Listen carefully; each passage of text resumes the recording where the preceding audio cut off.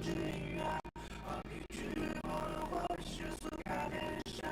如果放下芥蒂，能让光把黑。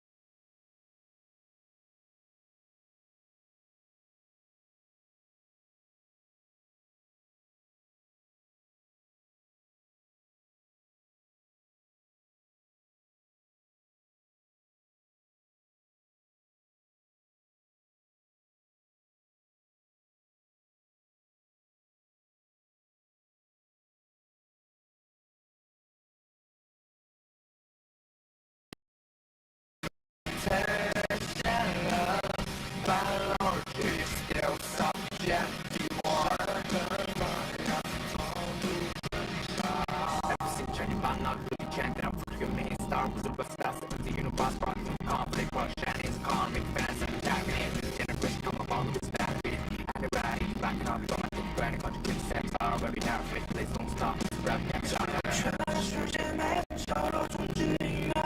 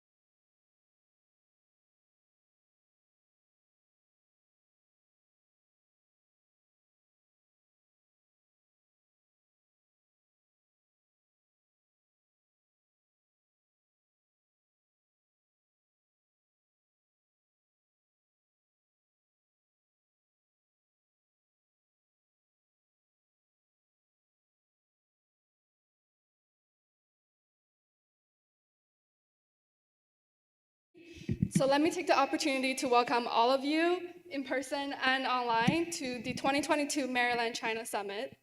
The summit provides a unique opportunity for all of you to listen and talk to experts and professionals with wide-ranging knowledge on the issue of economy, technology, and diversity. Having undergone approximately 3 years of pandemic, the whole world is facing tremendous challenges.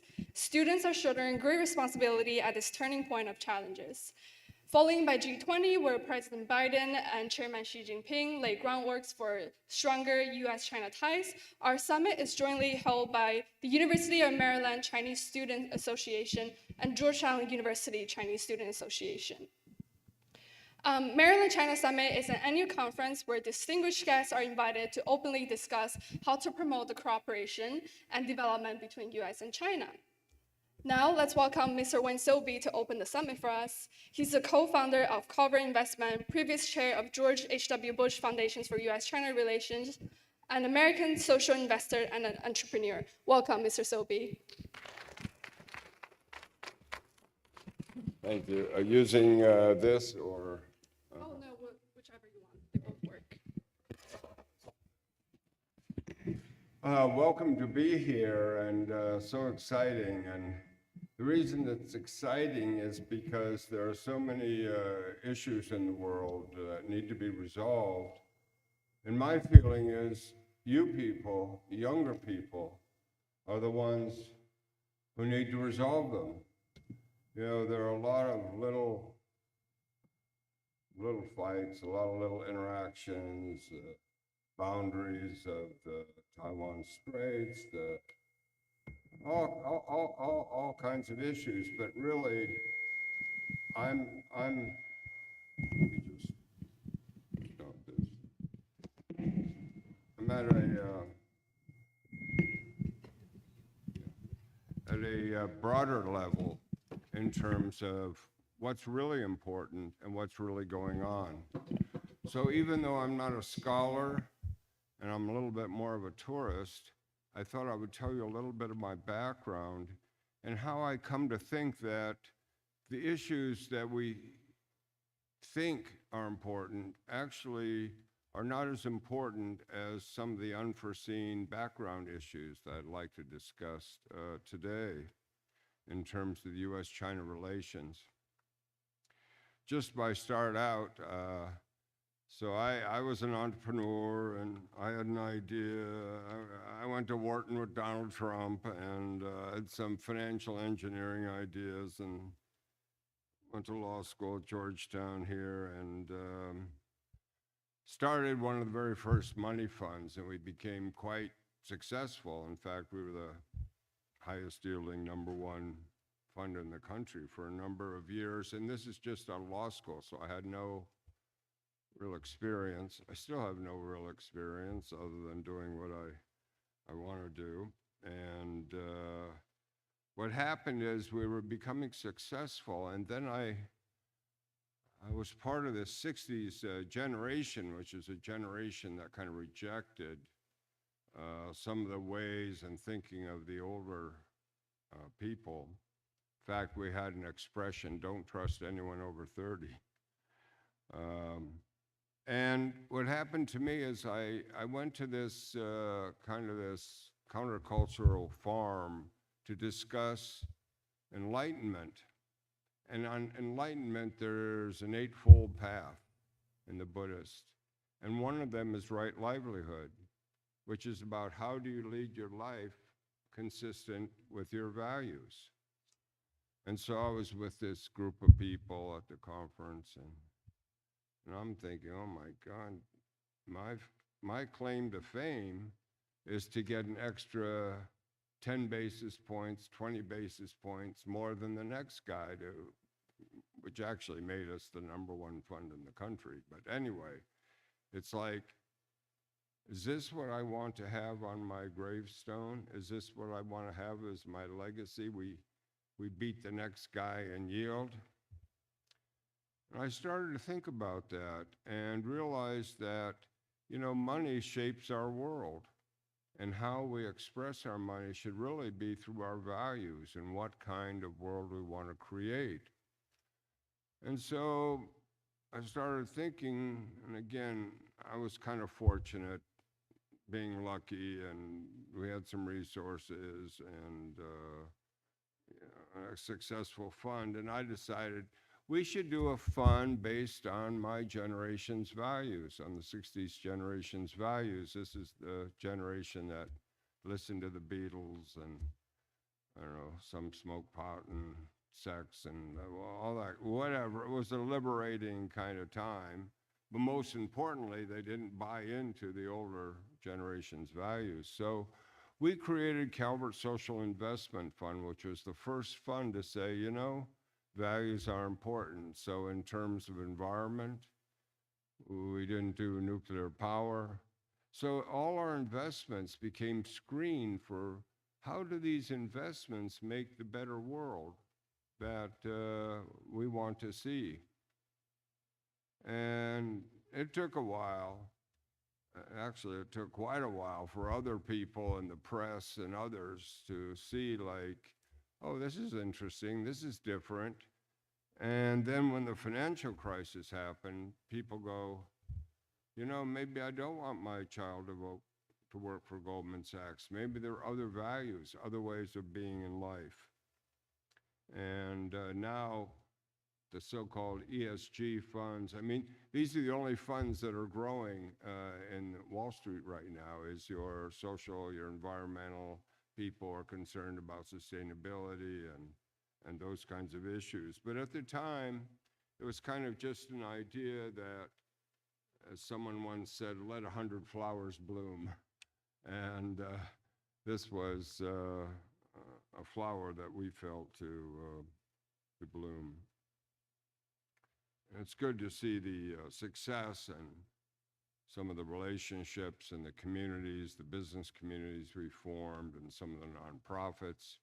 And then someone said, Wayne, these people are trying to create an environment fund in China.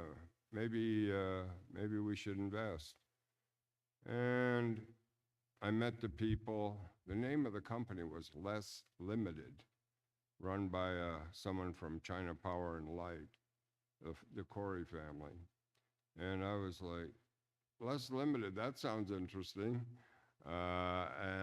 So we became one of 6 investors in what was the first China Environment Fund. People told me, Wayne, you're going to lose money. The Chinese, they don't care about environment. They just want to make money and whatever the externalities. And, you know, there's a way that we're all people. And yes, some things this way, some things that. But at some point, we have to pay attention to the environment. We actually ended up doubling our money in that investment. Around the same time, I met a young Tsinghua PhD who was doing commentary on corporate social responsibility in China. And I said to him,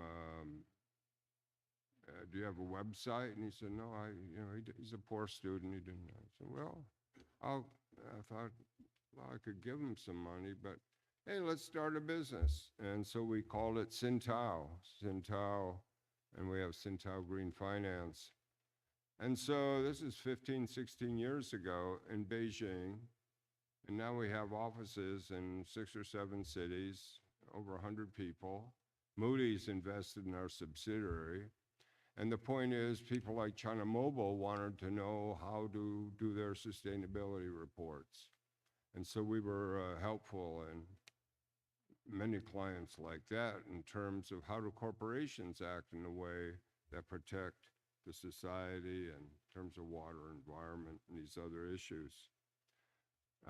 And again, it's been a wonderful success. We even have something called Sintao Academy, which is about training younger Chinese to be part of this industry that we kind of invented, just as we invented this corporate social responsibility kind of thing. So, you know, given the situations and politics and times and ebbs and flows, you know, right now, young people, I feel, are confronted with a few different alternatives. One is the run-run, you know, just get out, get your money out. Things are the economy, the whatever. And that's one option that some are pursuing, and the family offices going to Singapore and that kind of thing. Another is the Diangping, just lay flat, with some of the changes and what's going on.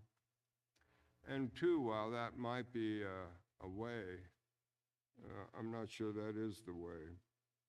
One other business I created in Beijing is called ZenFlow. ZenFlow is about this meditation center working on mindfulness, and we use flotation tanks so people can float in this water with no, we have a hutong in Wangfujin, and just to be with yourself and see your own thoughts. So this, in terms of meditation, and in terms of so many of the problems we create for ourselves, this is a way to use a tool to see that we are not our thoughts, that we are something deeper, and that our thoughts were established by childhood, by other kinds of factors, belief systems that no longer serve and function us, and yet they're running us today. And I would say that this goes also into trauma. And, China with the Cultural Revolution, there's been a lot of trauma and intergenerational trauma, and ways to deal with that have not really been up front. So we have a situation where there is deeper knowledge inside of us, and somehow we need to be able to express this, to form bridges with those in other countries who are also facing the same issues of trauma, and how do we break through? I'm a little sympathetic to our General Secretary. Here he is, Tsinghua University student, and then all at once there's this Cultural Revolution, and he is sent to a pig farm. Some say he was denounced by his mother. Really, this is a pretty sad situation for President Xi to, be relegated to a pig farm for how many years? And I have to tell you, if this happened to me, I would probably make some kind of, if I'm ever in charge, if I can ever stop this destabilization, if I can ever keep things where this will never happen again, this could be a firm commitment I could make to myself. Now, maybe I'm being a little sympathetic, but I am a sympathetic kind of person. And then, him trying to establish the power of the party in such a way that everything is controlled so that nothing gets out of control. And this goes back to him finding himself on a pig farm when things were out of control. So I sometimes feel like, trauma is all around us, and it creates all these consequences. And instead of run, or instead of Dianping, maybe there's an option about us discovering some of our more basic true selves. I was with this Tibetan woman the other day. She's some Rhodes Scholar, super brilliant, whatever. And she was remarking on how various Chinese are coming to her in this period of things are not fun. And how do the Tibetans who have had their own challenges, how do they keep uplifting? And of course, Tibetan psychology, Tibetan religion, Tibetan concepts, to a lot of us Westerners, are very romantic because they have a lot to do with the psychology of mind. And she was saying how, even though the Tibetans have felt, oppressed or whatever, that they still have this spirit of finding in themselves and in ways to seek this higher path, to seek this road of more self-understanding, and to clear the clouds of our neurosis and the issues that keep us from really extending our love and trust to others. Now, I know this may seem like, who invited this guy to speak? But anyway, but you know, there's a phenomenon going on in New York. I just spent 5 months in New York and Silicon Valley. There's this whole phenomenon going on around awareness, consciousness. A lot of people are using plant medicines. Some people in the Bay Area, microdosing is very popular to be on edge and to build one's awareness and to be able to see how some of your thoughts and some of your attitudes are not so constructive. And this includes being able to be productive at work and to have new insights and breakthroughs. You know, half of us might be dead right now if this guy wasn't surfing off Santa Barbara and he took one of these psychedelics and he invented PCR. PCR is the basis of biotechnology. He won the Nobel Prize, and he talks about this experience of surfing on one of these mind-expanding drugs as a way to, you know, rearrange how we think into an aha. And people like Steve Jobs and others have commented whether Apple Computer would still exist if he hadn't had some similar experiences. My point is here that we need to basically move beyond this little, whatever, how many missiles you have and submarines. And I mean, this is not the conversation of tomorrow. And the conversation of tomorrow and what this conversation needs to be built on is we have this technology, this bête noire of technology that is coming really fast. And it's a very powerful and a very hot tool. And it's going to be difficult to manage unless we have more of a reflection of who we are and what we want as a peoples. And of course, you know, we look at America, we got like almost half the people have some kind of a dysfunction for voting for my classmate, Donald Trump. Sorry to say. I know when I was in China, people go, how could he get elected? Every American we talked to didn't vote for him, but anyway. My point is that, you know, we all, this isn't just China, we all have this challenge of how do we become bigger than ourselves, get to know ourselves, and get rid of some of our past thoughts. I was working on a project in Tucson, Arizona, and one of my buddies, we were going to fund this group doing mindfulness using focused ultrasound. This guy, by the way, is one of the most amazing Chinese people I've ever met. His name is Yibo Xiao. Yibo Xiao started Matrix Ventures, which is the largest venture fund in China, some billionaire type guy. And for him, he's dedicated his life now with his venture fund called Evolve Ventures to work with how does our inner reflect our outer? How can we develop ourselves in ways that, you know, he might invest in 10%, there are various meditation apps, there are other devices. We were looking at a device that would stimulate parts of the brain to help people kind of accelerate into an experience of more oneness, or now I get what people are talking about. Because a lot of these are not something you can read in a book, you need to have experience. So there are these plant medicine in Oregon and others are going to be statewide permitting more of these transformational sorts of experiences. You know, I was sitting next to this guy who had a big, on an airplane going to Silicon Valley from Beijing, and he had a big chip company. And he said, though, you know, Wayne, the problem is I can manufacture the chips here, but I have to go to Silicon Valley for the designs. They just have a looseness and a breakthrough and a freedom of roaming. And I kind of reflected on that because years ago I read this study about gay people located in areas of creativity, you know, Austin, San Francisco, New York, whatever.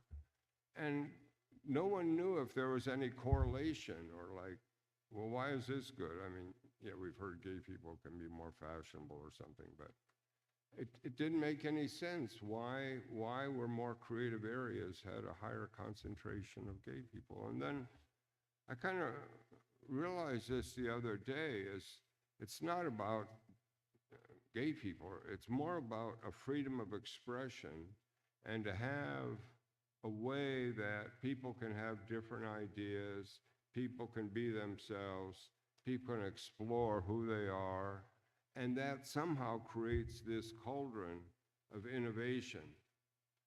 I will say it's a little sad to me that Hong Kong, from what I hear, and I'll be there next month, has lost some of the, you know, so many people are moving to Singapore, or they don't know what, you know, what's coming down.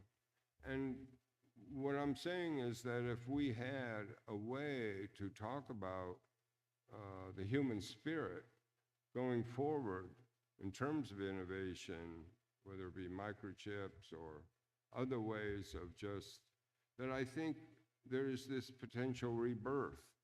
And, you know, a lot of us in the West, we learn from Buddhism, we learn from ancient Chinese philosophies on how to do this transformation. I mean, as I say, I was a, you know, the Sgt. Pepper's Lonely Hearts Club, this is the Beatles and my generation. And that did have to do with some of the, you know, some of the drugs and psychedelics. But what happened is the Beatles said, you know, we can't take drugs. There's something beyond this. We want to stay like this all the time with this level of awareness. And so what happened is they came out with this Maharishi, the whole meditation. Again, this is my 60th generation culture, which had a lot to do with managing the culture of the past. My point is that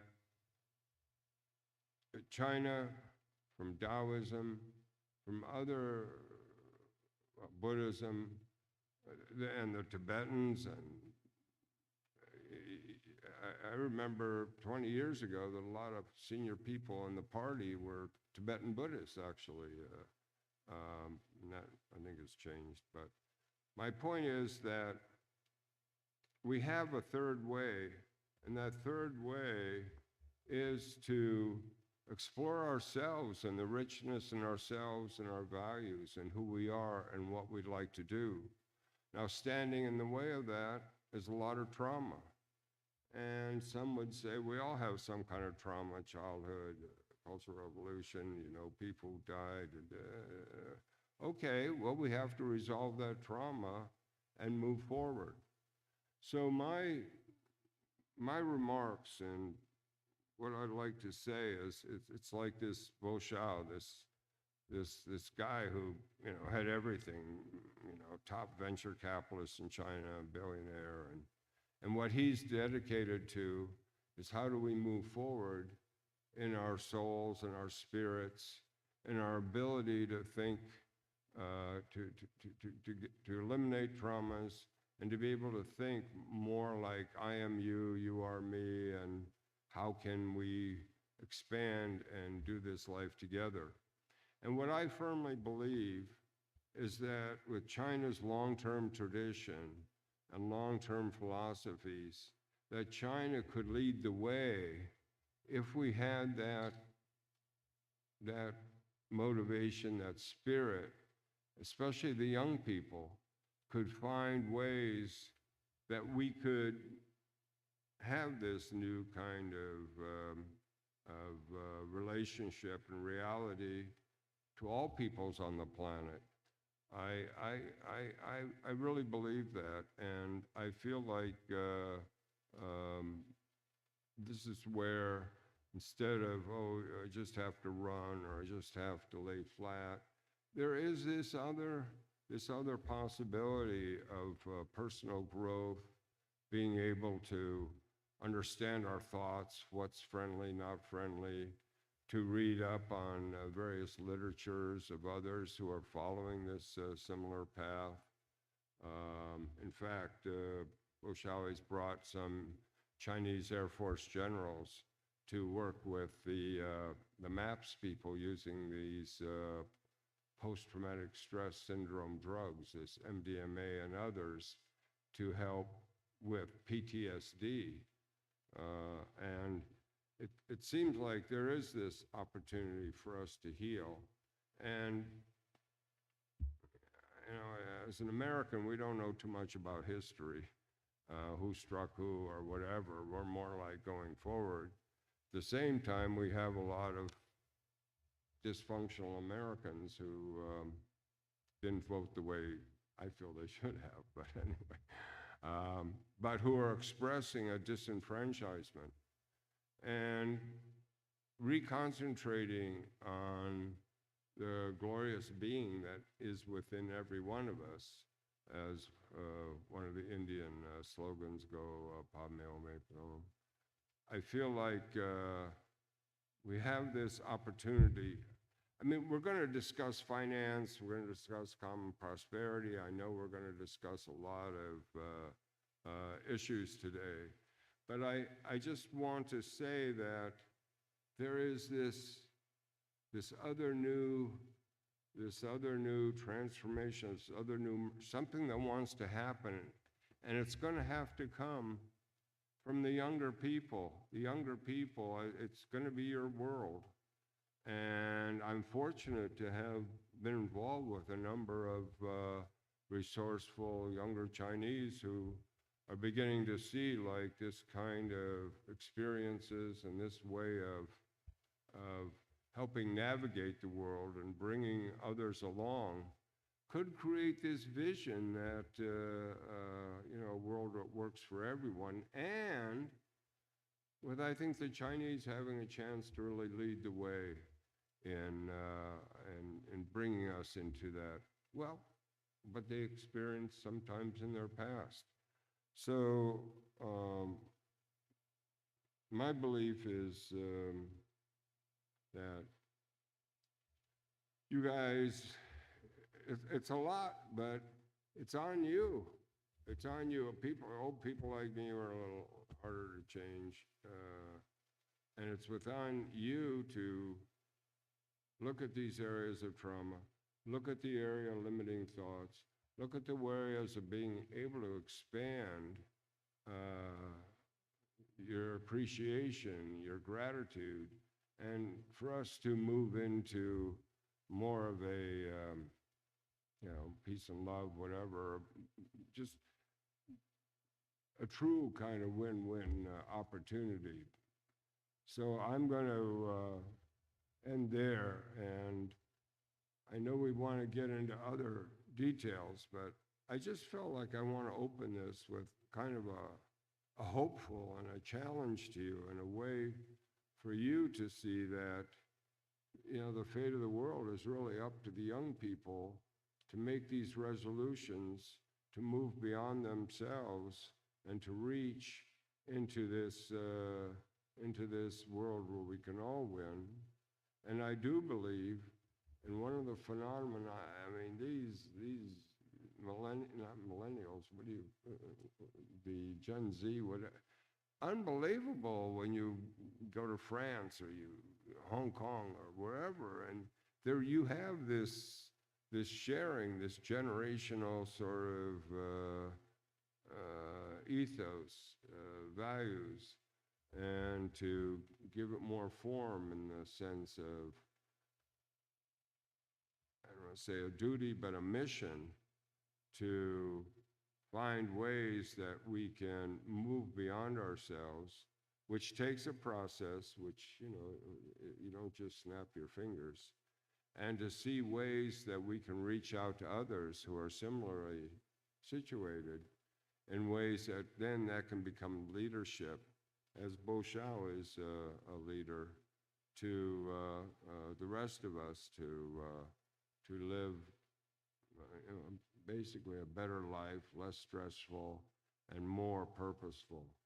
So I want to thank you for the comment. I will show you an old draft of a Calvert book. I decided to select our logo, and this is back in the, oh my God, 1980, from the I Ching. So I had my managers, the Book of Changes, I had my managers each roll coins, and I happen to have 5 managers plus myself, which would mean we'd be rolling 6 lines. And and everybody rolled a straight line. And the straight line then created the symbol of Calvert, which stands for the creative. And it's been our way that, when we get in trouble, or how are we going to get out of this situation, or what should we aspire for? But this creative value, and to be creative, was really a guidepost for us in exploring and changing our society in many ways that continue today. And in the same way, I feel like being creative also means you've got to take care of your own self in terms of your traumas or just issues, so that you're willing to move beyond and to find these ways that your generation can build this new world, which is going to be able to sustain us through the challenges of these very powerful technologies coming down the track. So thank you very much, and again, good luck in saving the world, because it's up to you.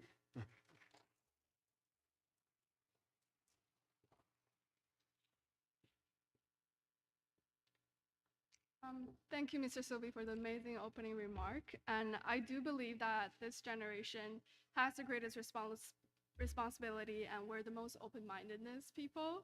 And I do believe that we have a great opportunity to change intergenerational trauma, like you mentioned, as well as the tangible trauma out there.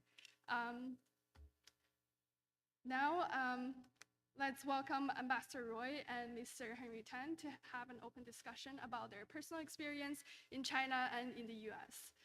Ambassador Roy rose to become 3-time ambassador in Singapore, China, Indonesia. He's the vice chairman of director of the Kissinger Institute for Chinese-US Studies at the Woodrow Wilson International Center for Scholars. Mr. Henry Tan, he has been active as the governor, chairman, and co-founder of the Committee of 100. Today, he's the managing partner of Carnegie Towers Group, a global strategic investment advisory organization to financial institutions, along with M&A and real estate advisory services to US and China cross-border investors. Welcome, Ambassador Roy and Mr. Tan.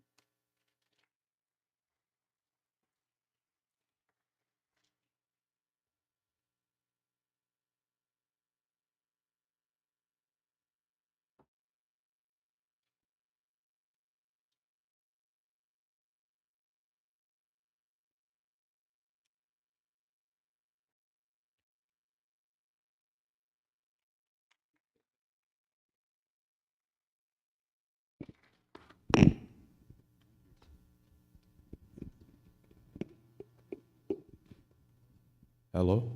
Good. Well, thank you very much for coming today. Thank you, Ambassador Roy, for joining us. I think we have an unusual opportunity to share some thoughts, maybe explore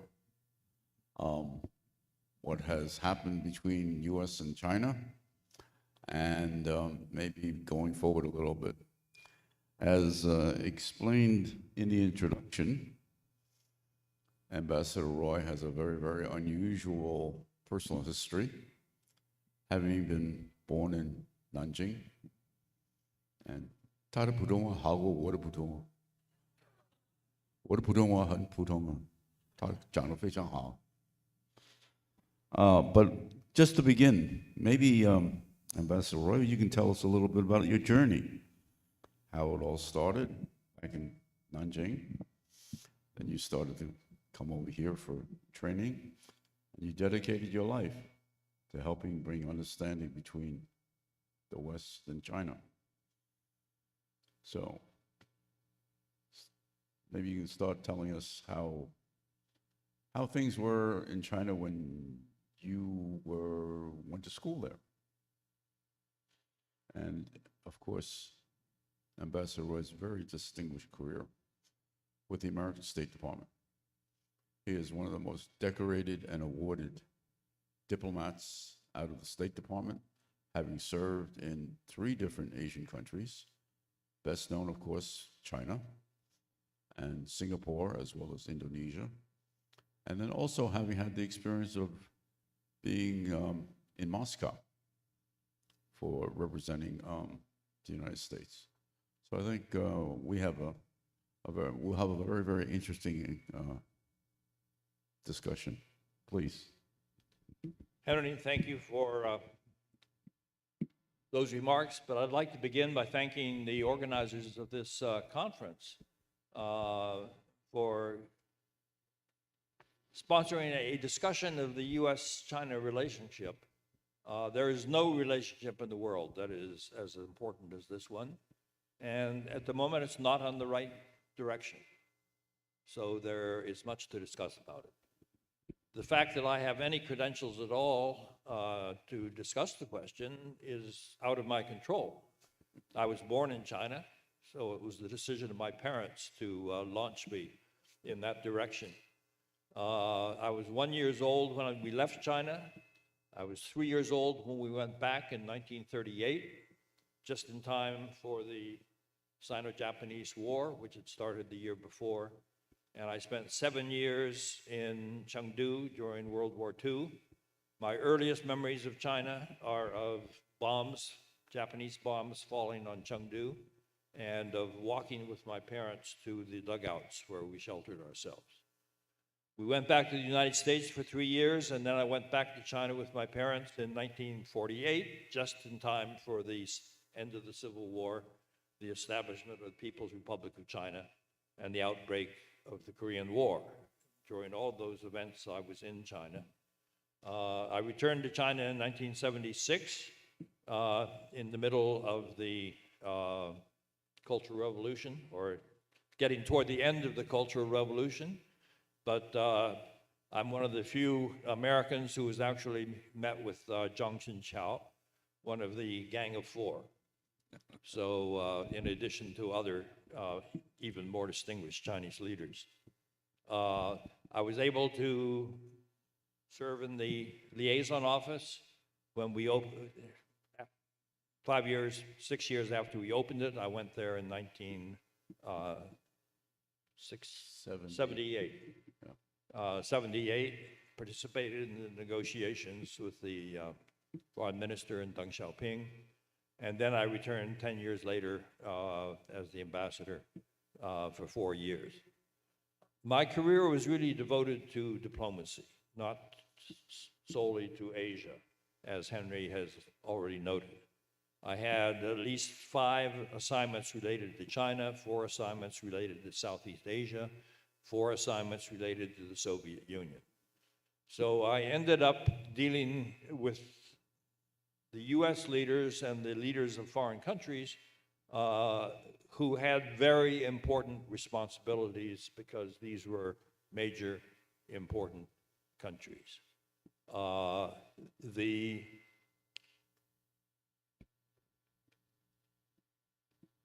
The distinguishing feature of China has been that it has changed so extraordinarily in the course of my lifetime.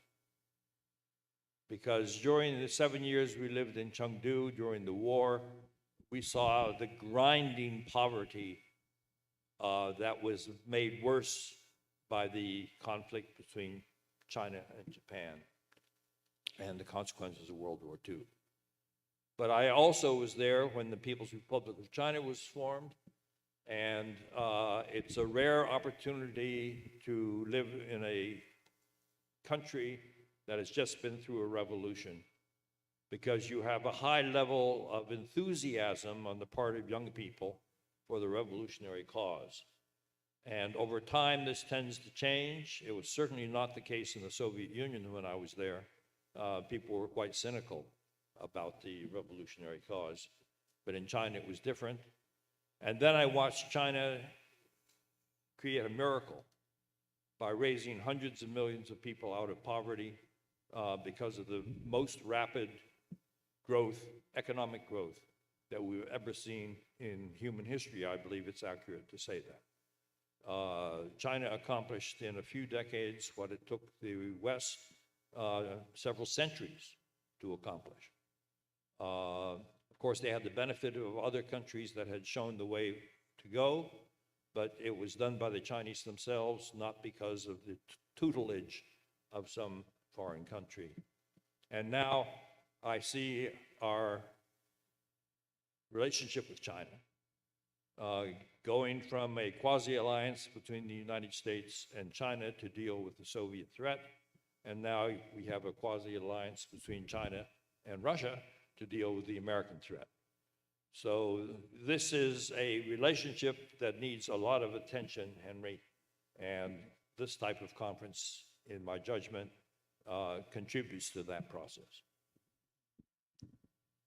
Ambassador Roy, you have worked with almost all the presidents who've played a role since the recognition of between China and the United States. You've also worked with all the Chinese leaders and served in China. Much of the relationship seems to be the interpersonal relationships between these individuals. Could you comment and tell us which of the American presidents seems to understand China best, which of the Chinese presidents seems to understand America best, and perhaps which ones have served the advancement of U.S.-China relations the most? That's a, a big question.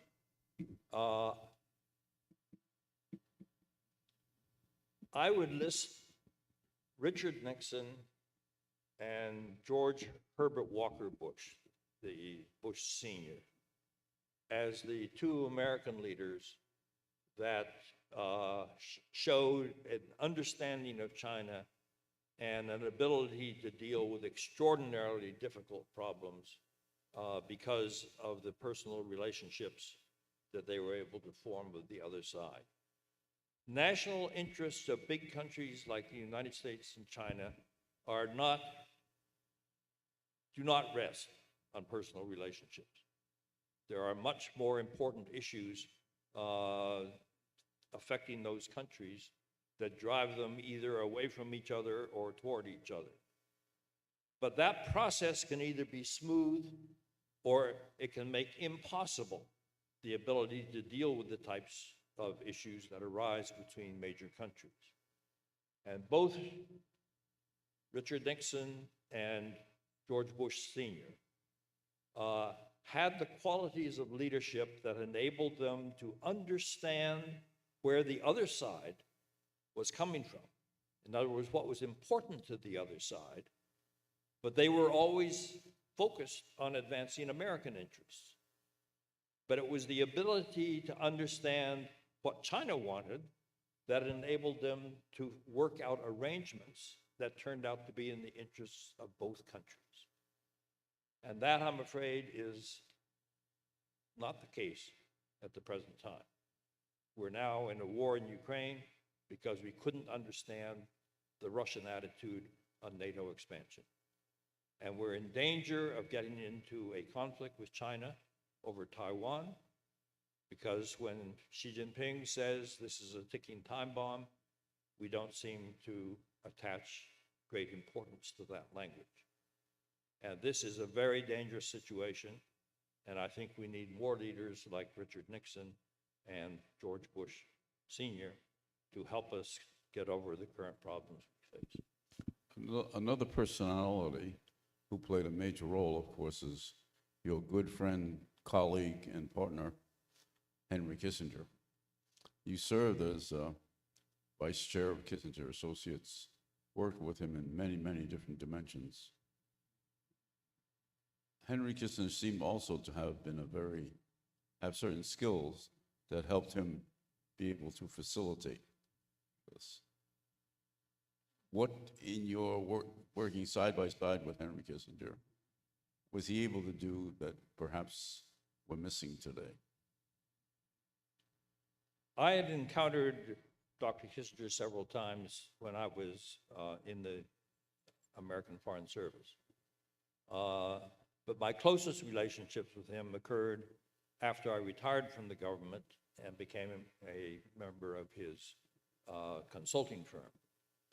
I had not realized the degree to which he had become an international celebrity. But I remember sitting in the airport in Beijing when we were leaving after a visit to China, and a former French foreign minister, Giscard d'Estaing, showed up. And the first thing he did on landing in Beijing was call Henry Kissinger. He is 99 years old, and yet if he goes to England, he has a meeting with the Queen, the Prime Minister hosts him to dinner. The same thing is true in countries throughout the world. China has to limit the number of senior leaders who meet with him on a particular visit, because otherwise there would be too many of them wanting to meet with him. Now, why is that? Well, what I've discovered is when you discuss a serious issue such as US-China relations, Dr. Kissinger goes straight to the heart of the problem. For example, if you ask him, how do we stabilize the US-China relationship? He will say, we have to confront the issue of Taiwan, because that is the issue that is driving us in the direction of conflict. But you talk to other leaders, and you hear a lot of flabby talk about how China is a repressive society and Taiwan's a democracy, et cetera, et cetera. I'm sorry, when you're the leader of big countries like China and the United States, you have to have that strategic perspective, how what you do is going to affect future generations, of what happens when you get into a conflict when there's no way of getting out of the conflict. That's what we're seeing in the Ukraine at the moment. There's no off-ramp. It's not easy to end the conflict. Well, if we get into a conflict over Taiwan, I can assure you there will be devastating consequences, and one of the consequences will be you can't find a way to end the conflict. And therefore, a top priority between China and the United States has to be to avoid conflict. And yet, read the American newspapers, read the Chinese newspapers. You don't see anybody making that point. On the contrary, you have China emphasizing that we will use force if necessary to stop such and such from happening. And you have the Americans talking about how you have to build up to the military capabilities of Taiwan and so and so. This is like the United States and the Soviet Union before the Cuban Missile Crisis, when we discovered that it was impossible to fight a nuclear war with limiting the consequences to an acceptable level. So before the Cuban Missile Crisis, Soviet Union and the United States kept developing nuclear weapons, expecting to use them in a conflict. And after the Cuban Missile Crisis, it shifted to avoiding conflict, because when Soviet Union and the United States get into direct conflict, the possibility of nuclear weapons being used is too disturbing to make it a realistic possibility. And yet you don't see us and the Chinese addressing the fundamental problem of avoiding conflict. Until we put that in the priority place that it has to be, we will be talking past each other. China will be trying to convince us that Taiwan's so important to China that even if China gets devastated by the conflict, they will use force. And the Americans talk about Taiwan as a democracy and imply that we have to take whatever the consequences are of conflict. This is not realistic, and it's a dangerous situation. And Dr. Kissinger understands that problem, and you don't spend 30 seconds with him discussing an issue like this without his putting his finger on the heart of the problem, which is the strategic problem between two major nuclear countries when we have a difficult issue such as Taiwan that must be dealt with in a way that advances the interests of both China and the United States. When you talk about Dr. Kissinger and his special skills and persona and I guess personal charisma, reminds me of our good friend, mutual friend, who actually was very much responsible for the founding of the Committee 100, and that is I.M. Pei. He had a similar ability, even though he was not a professional diplomat, but his wife told me that he was really harbored secret ambitions to be a diplomat, had the ability to talk to people in Taiwan and people in Beijing to moderate and modify their positions to continue a dialogue. Committee 100 in the early days, Committee 100 history now is almost 35 years, but in the early years, 25, 30 years ago, when I.M. Pei was with us, played a very significant back channel role like that. I think Henry Kissinger has demonstrated through his 99 years that that's missing. Is there any hope of something like that happening again in the, with the current players? The possibility is there, and this is an important factor. The administration a few weeks ago, or a month or two ago, laid out its national security strategy. And the national security strategy of the United States is divided into two sectors. One is the need to deal with strategic rivalry between the United States and China and the United States and Russia. And the second is the need to deal with global problems, such as climate change, such as economic development, such as alleviating poverty, such as controlling the proliferation of nuclear weapons, and those. The problem is the administration has not yet understood the linkage between those two areas. Because in dealing with China, there will be the strategic rivalry component. But at the same time, you can't deal with the global issues if you're not also working with China to address the problems. For example, how do you deal with air pollution and things like that when the United States and China are the two biggest air polluters in the world? If we in China can't find some way to work together to address that question, then there's a contradiction. And there are only two statements by Chairman Mao that I constantly refer people to. The one is the statement, 为人民服务, serve the people. I think that is exactly what government servants are supposed to be doing. And the second is 正确处理矛盾, correct handling of contradictions. We Americans don't think in terms of contradictions. We think in terms of human rights and responsibilities, but not in terms of how do you deal with the problem of a contradiction. And there's a contradiction between our strategic rivalry with China and the fact that China and the United States must cooperate together to deal with the important global issues that need our joint attention. That's why the Bali summit between Xi Jinping and President Biden was helpful, because it created a better climate for trying to maintain the type of dialogue that possibly could move in the right direction. So that is a positive aspect. The negative aspect is, I don't think either side knows how to use the strategic dialogue. China will not address the question of arms control, of proliferation of nuclear weapons, and the United States will not address the question of Taiwan in a serious way.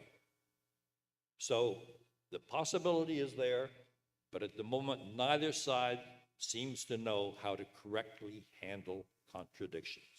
I would refer them to Mao's writings. You know, he divided it between domestic contradictions and other types of contradictions. There's a lot there worthy of attention. Well, certainly, if you had a blank sheet of paper and you could draw a scenario of how to pull these together, what would need to happen? A scenario for moving ahead? We head back to, let's say, going back 10, where we were 10, 15 years ago. Well, I think the first step we need to do, I've already referred to, which we have to be conscious of the fact that everything we do has to take into account the importance of not continuing a drift toward conflict. And I'll give you an example of this. President Nixon visited China in 1972, but it took us 6 years to complete the process of normalization. And the reason was because China had laid down its bottom line, which was to get diplomatic relations between Washington and Beijing. We had to break relations with a friendly government, the Republic of China and Taiwan. We had to end our defense treaty with Taiwan, and we had to withdraw all of our military forces from Taiwan. That was the Chinese requirement. That was a virtually impossible set of tasks for any American president. The Chinese side hoped that President Nixon would complete the process of normalizing our relations before he left office in 1976. But he got caught up in the Watergate scandal, had to resign from his office. President Ford visited China, talked to Deng Xiaoping, told him that he was going to get reelected before he would deal with the Taiwan problem, and Deng ended the meeting immediately because China was eager for us to move in a direction that made it difficult to happen. And I then became involved. I was not the driver of this, but I had been working on the Soviet Union until that point. And when I got involved, President Carter came into office, and I worked on some of the papers that gave him options for dealing with the Taiwan question. And to his credit, he was willing to take on the task of doing the difficult things that had to be done in order to normalize our relationship. But at the same time, he was tough in taking the position that we had to continue our arms sales to Taiwan because we were not prepared to simply have force used against Taiwan because of the normalization of our relations. In thinking about that situation, we gave him 3 options. One was to complete normalization right away. The other was to try to find some lesser level that represented an improvement of where we were. And he selected the option of going for the real question. And that's how we were able to normalize our relationship. At the moment, I do not see the will or even the capability on either side yet of addressing the issues in our bilateral relationship that have to be addressed. So we need leaders who will understand the issues and understand the courage and skill that is required to deal with them effectively. And I think the potential is there, but I don't yet see signs that we have either the will or the understanding necessary to address this relationship. I see no reason why we cannot have a stable relationship with the People's Republic of China. We will not get there by trying to hold down China's growth across the board. That's an outrageous policy. It's an immoral policy, and I would not support it by the United States. Controlling China's strategic growth, that's what China does to us, and that's what we will do to China. In other words, there are areas of our rivalry in which it is correct to try to prevent China from getting ahead of us in strategic weapons, for example. But economic growth in China is a positive, and the United States should be part of that process. And I don't yet see that type of differentiation being made, which means that the potential is there, but the understanding and the skill is not yet evident. You have some interesting thoughts on the one China policy. Where is it going? Or going back to, or moving away from?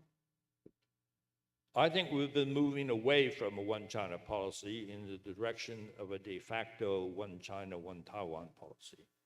And I think that's a path leading to war. So I think it's a big mistake. And calling it a one China, one Taiwan policy a one China policy is not going to fool Beijing for a minute. So at the moment, I think the administration has to understand that the extraordinary economic growth in Taiwan over the last 40 years was made possible by the one China policy. Taiwan, as you all know, is a self-governing place. They have their own elections, they do their things, they don't have international recognition from any of the major powers in the world. But they have done better economically than most independent countries. So the framework that was established back in 1979 has been very much in the interests of Taiwan. And this factor is completely distorted in the Americans' discussion of the issue. And it is very dangerous for the Americans, because of rivalry with Beijing, to believe that Taiwan can become a strategic asset for us, because that would make it impossible to reestablish a stable status quo in the Taiwan Strait. And anyone who understands the issue knows that that is essential for China's interests, for Taiwan's interests, and for American interests. And that's what is missing from American foreign policy at the moment, is the understanding of what has to be done and a willingness to take the necessary actions to restore a credible one China policy, to make possible at some point in the future a peaceful resolution. A non-peaceful resolution is not in the interests of China, and it's certainly not in the interests of the United States. And public opinion polls in Taiwan make it quite clear they prefer the status quo to destabilizing and getting into conflict. So the pieces are all there. What is required are policies that take us in the right direction. To broaden it out a little bit, what are your thoughts about China, the US, the West, in using a point phenomenon, something like the Quad happening? There are forces out there on a global basis trying to polarize and perhaps,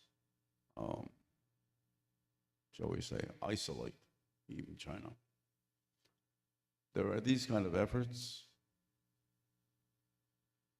Should they be continued? Should they be terminated to broaden it out to something more universal? And brings me to an old expression that a British author by the name of Rudyard Kipling used to say: the East is East and the West is West, and the two will never meet. So was Rudyard Kipling right or wrong? He was right when he said it, and he's wrong in terms of the current situation.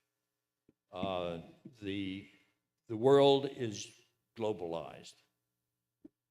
It's reflected in the World Cup soccer matches, which all of the regions of the world are participating. It's reflected in the World Trade Organization. It's reflected in the clear relationship between the conflict in Europe now over Ukraine and potential developments in East Asia.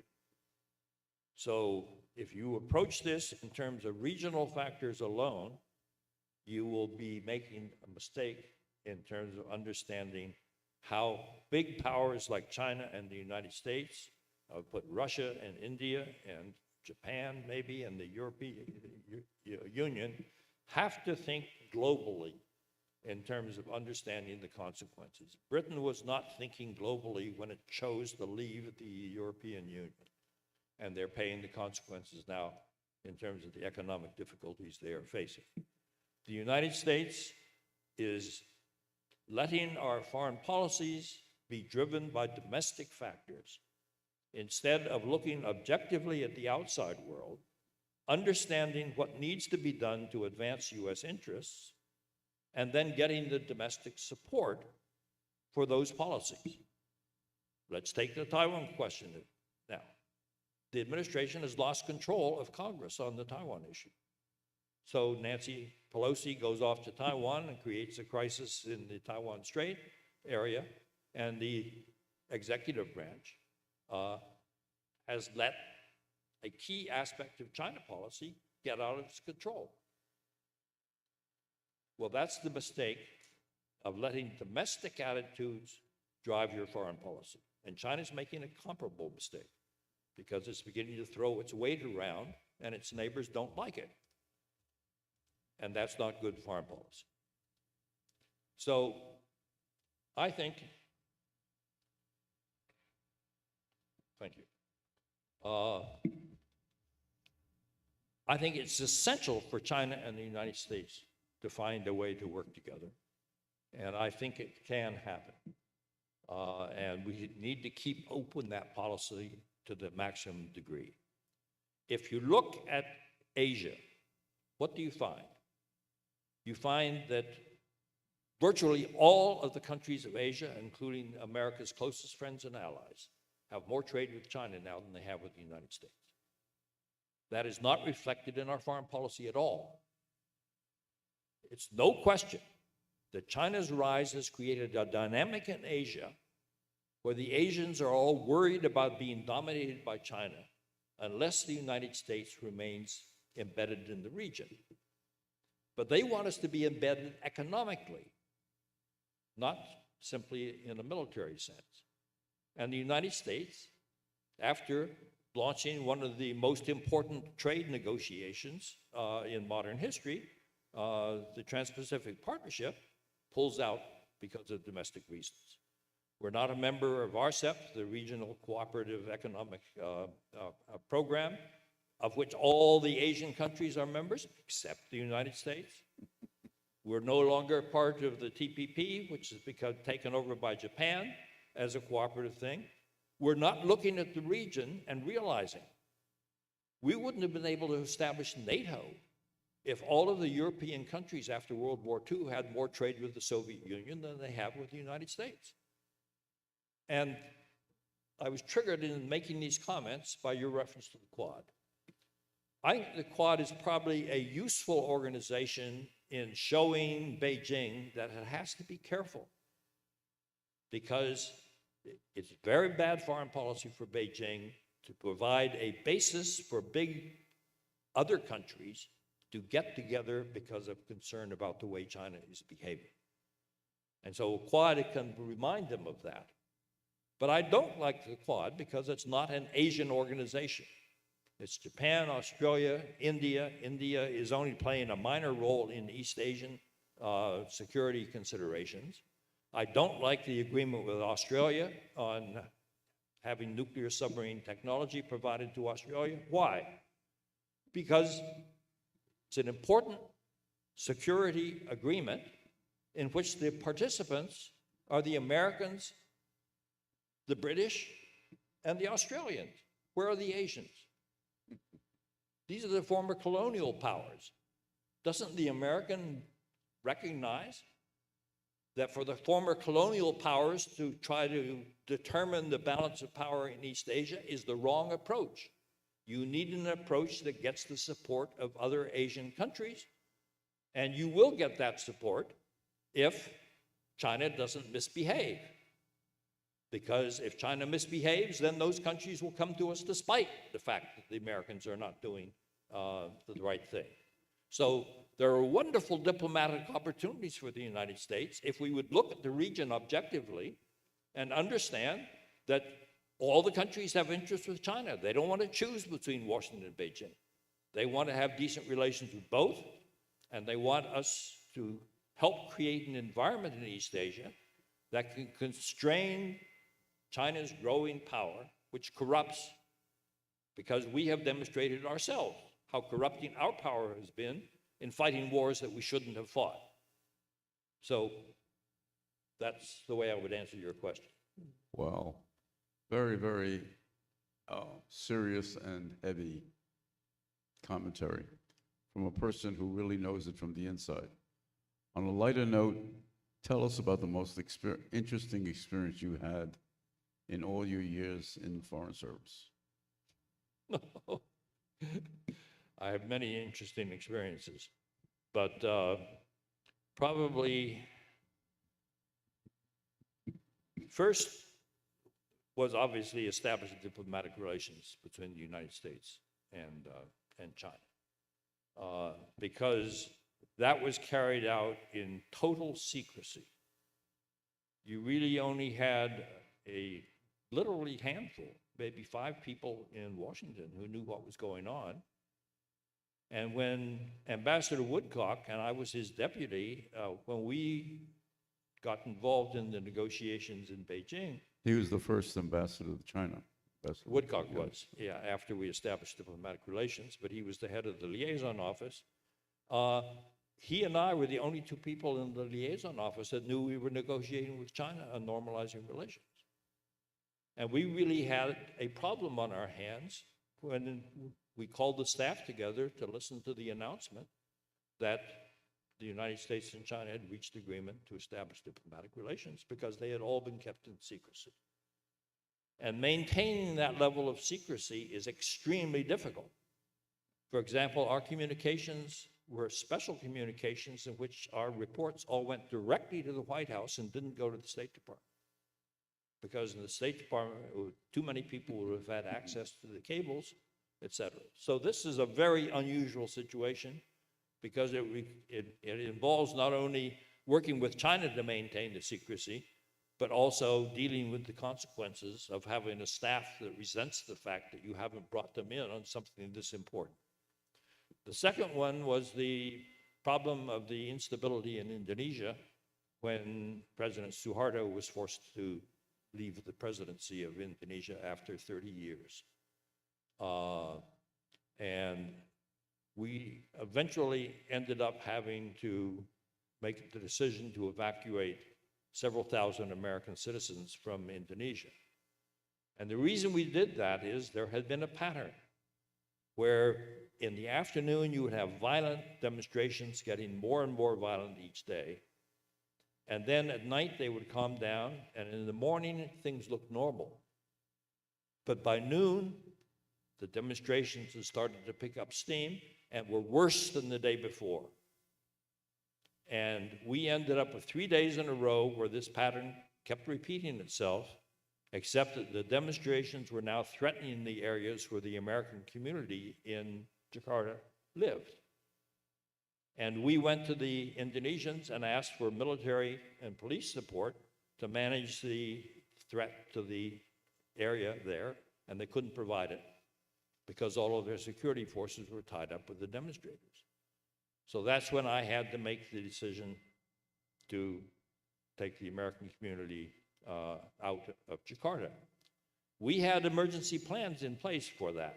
For example, we had bus companies that had agreed to provide us the buses to take the American community to the airport, but they wouldn't give us the buses because they said the roads weren't safe. And so they said that we had to get military escorts for the buses. But we couldn't get military escorts for the homes where Americans were living. How could we get it for the buses? So that's the type of decision you do not like to face in the middle of the night. And that's what we had to deal with. Fortunately, I had a defense attaché who had attended their Command and General Staff College 15 years earlier, and he knew all of the top generals in Indonesia personally. And so we were able to get escorts in the middle of the night. So we had to get the Americans out to the airport between 2 a.m. and 4 a.m. in the morning. And that wasn't easy to do. And it turned out that we didn't have enough airplanes to get them out, but they had already left their homes, so we had several thousand Americans who needed to be taken to the airport. I'm just trying to give you an example of what can happen when you're being an ambassador. It's not all fun and games. Sometimes you have to make decisions, and you don't know how to make the right decision. And anyway, it worked out well, and so I cite that as a second example of something I will never forget. And I'm sure you could regale us for the rest of the afternoon with many, many interesting stories and experiences.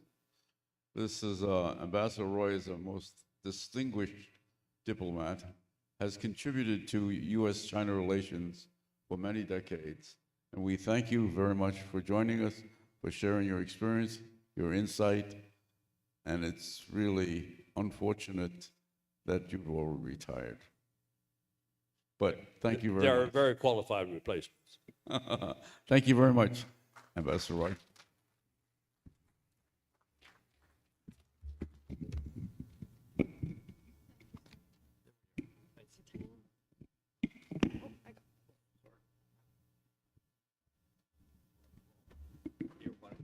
Oh, yeah, thank you. Thank you so much for the insightful discussion. And now we're going to take a 15-minute break. Stay tuned. Thank you.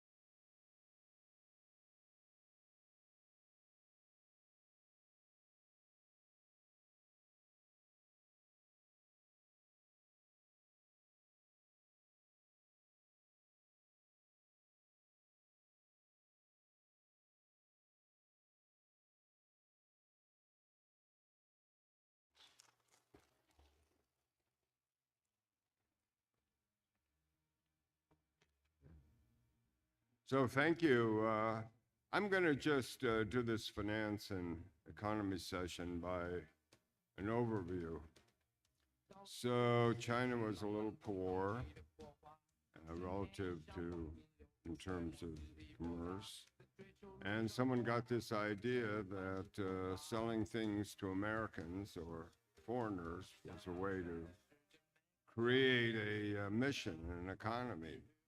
And so there was this very strong export-oriented economy and get the American gold as a way to organize China. This one view.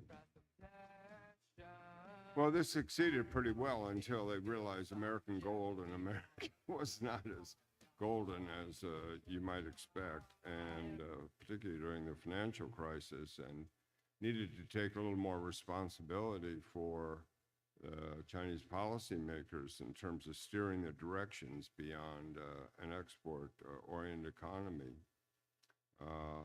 And to do that, and again, I have enormous respect actually for Chinese policymakers, macroeconomic policymakers, to essentially build bridges and roads and housing that you weren't going to need for a few years, but because of the population, the growth, it can happen. So borrowing to create the future, kind of build it and they will come. And then we've had these situations lately with COVID and the uncertainties, and yet the build it and they will come used to be roads that we can use. Well, I can hear you. I can't they needed to spend money to roads that maybe we say roads to nowhere, or highways we're not going to use, or highway, I mean, the productivity of that started to drop. And yet at the same time, because this became a phenomenon, especially real estate, and it became like a little too much, especially when the COVID has struck, and we've seen now problems in real estate. We've seen problems in the GDP ratio to debt in China. And this is, again, the Chinese policymakers have been able to get out of tough situations, and whether they can get out of this tough situation, I don't know. But one thing I do know is you can sometimes bet on the future as long as your growth will keep going to bail you out, if you will. But because of the decline in Chinese growth, now COVID, whatever, various aspects, it's becoming a little scary to be able to essentially grow your way out of problems. And that's where I think China is today, is in terms of additional productivity and investments. It's not as strongly there as it used to be in the past. The borrowing has been strong.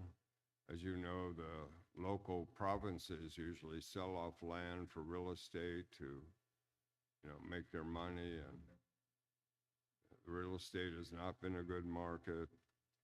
And then you have declining population. I mean, for the first time, now there's going to be fewer workers, and you have an aging population to take care of. So some people say China's moved to a middle-income country type of problems, and it's kind of normal. And again, I feel, especially raising 200-300 million out of poverty, I mean, that's been a miracle in our time. I also have to say that I like this idea of common prosperity, because there's been a scare among some of the entrepreneurs that this this new government wants to take your money away, and there's not going to be the opportunity. And I think that's short-sighted. I think there is a way that the common prosperity ideology, which to me, executed right, makes total sense. The Chinese policymakers are pretty good macroeconomics, but in terms of microeconomics and understanding how to engage the entrepreneurs into common prosperity, I think it has not been so good. They kind of think, oh, Chinese entrepreneurs, they just want to make money, put money in front of them and they'll do whatever. And I think we have a catalog of Chinese entrepreneurs who also want to help participate and be part of a growing economy. So why do I think common prosperity has some chance? Well, this same Chinese guy I was talking about, Bo Xiao, and I were having a number of conversations around how can we lever the infrastructure to take care of the poor people in a way that doesn't cost the businesses much money. So for an example, Amazon will give you Amazon Prime at half price if you're on food stamps. And this example, or Salesforce, if you're a nonprofit, they'll give you their software at half price. The idea is that when you build a business, you build this enormous infrastructure. And yeah, obviously the poor people usually can't make advantage of it. But it doesn't cost you much to let the poor people take advantage of it. You might, in fact, you could eventually find new markets, new customers. But in the short term, it doesn't make you money, but it doesn't cost you money either. So these were some ideas we were discussing where common prosperity could actually work for the micro-entrepreneur, or at least support him, and recognize that if we had this desire to see people do common prosperity, to be able to use their infrastructure. I mean, I once was with the head of planning for China Mobile, and of course they put out telephones and communications and charges to the poor that, I mean, it was bringing people into the activity of the infrastructure. And my belief is that most companies, they could leverage their infrastructure to reach out and help the underserved at virtually no cost to them, or very tiny cost. When you think of you're a utility and generating power, you've got to build the plant, the nuclear, I mean, the whole. But to be able to service an additional customer can be quite cheap. And if you can find a customer who isn't going to who wouldn't have paid full price in the first place. So I would like to say, I think that there is something that China could offer to the world. And again, being kind of special with these Chinese characteristics of having, people volunteer, companies volunteer to use their infrastructure to facilitate an uplifting among the underserved. So I heard someone the other day say, oh, this common prosperity, my parents want to run away from China. No, I don't. I think that's premature. I think that there's an ideology here, but we have to, and the entrepreneurs maybe, have to show how this ideology could work for everyone. And I haven't seen those conversations expand as much as possible. So I don't want to belabor this on finance and economics. China's in a tough situation, and this COVID thing, I mean, I believe the government does have a concern that some people are going to have problems, and they're very quickly vaccinating the people. And at the same time, when you're so levered, when you're like, you just can't have this growth stay at 2 or 3%. You need to get the 6-7% going to just pay for everything. Otherwise, there could be a lot of pain, and that pain, one could equivalent to, losing 750,000 lives in terms of stress. And I mean, it's a hard decision, and I'm not suggesting the answer, but when you have a highly levered economy, if it goes south, there's going to be a lot of pain. And I can see now where people, I'll just stop, but I feel like we need to have sympathy for both sides. And I'll just say one last thing about finance and economics. And my company, Sintao in Beijing, we have an interest in Impact Hub in Shanghai. And we just had our 5-year anniversary. And being able to finance the young people with the new ideas, or I'm an investor in an alternative foods fund based on China, where we can use other protein sources or manufactured sources to replace some of the need for problems created by animals. I mean, there's innovation going on. It's going on at a small level, and I think people putting financing in this area, this impact financing, not only has a successful business, but the impact on the society to reduce pollution, to increase health. To me, the finance future isn't, China is good at the big infrastructure stuff, and they've already milked what they can do with that.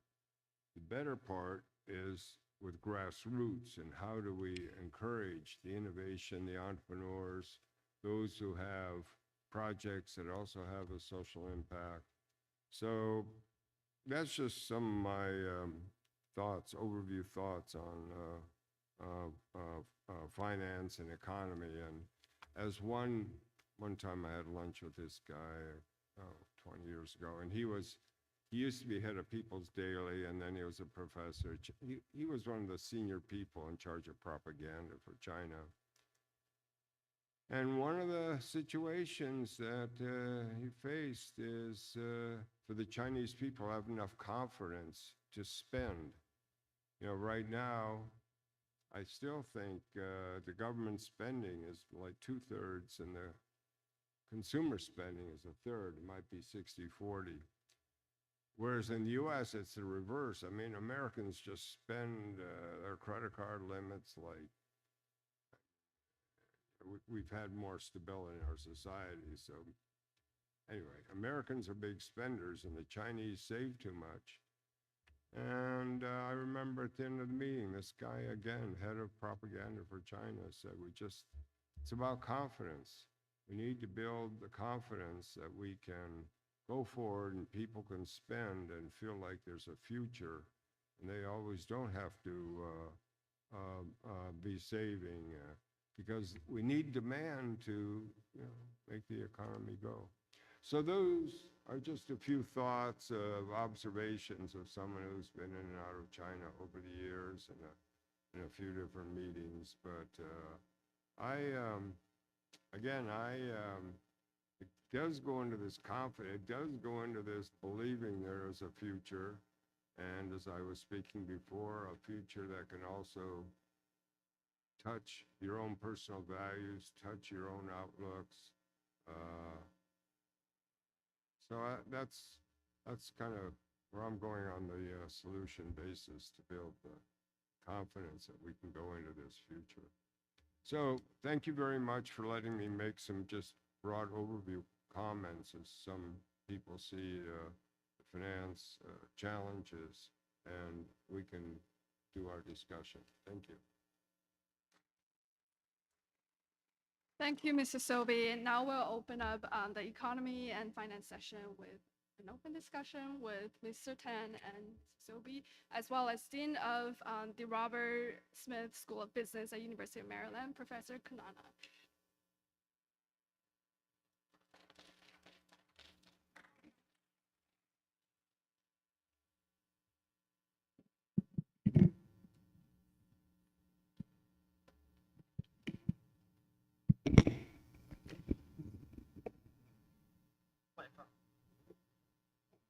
Hi, Professor Banana.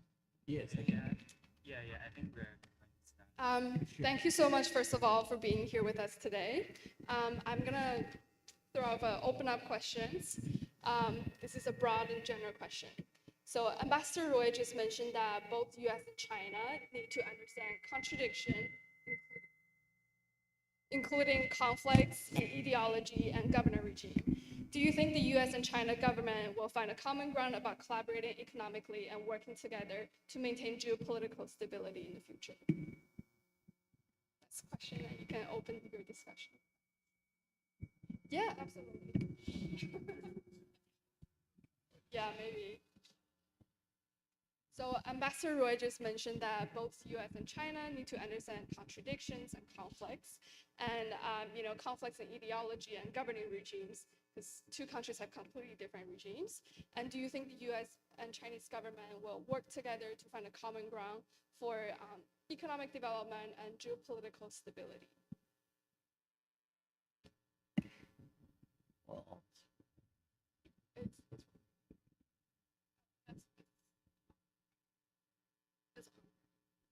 hello? Good. Well, I hope the audience enjoyed listening to Ambassador Roy. He is a personal friend of mine for probably 40 years or more. And I knew him here in Washington. I knew him when he was ambassador in Beijing, and of course, when he returned. And he's a very interesting individual because of his own personal background.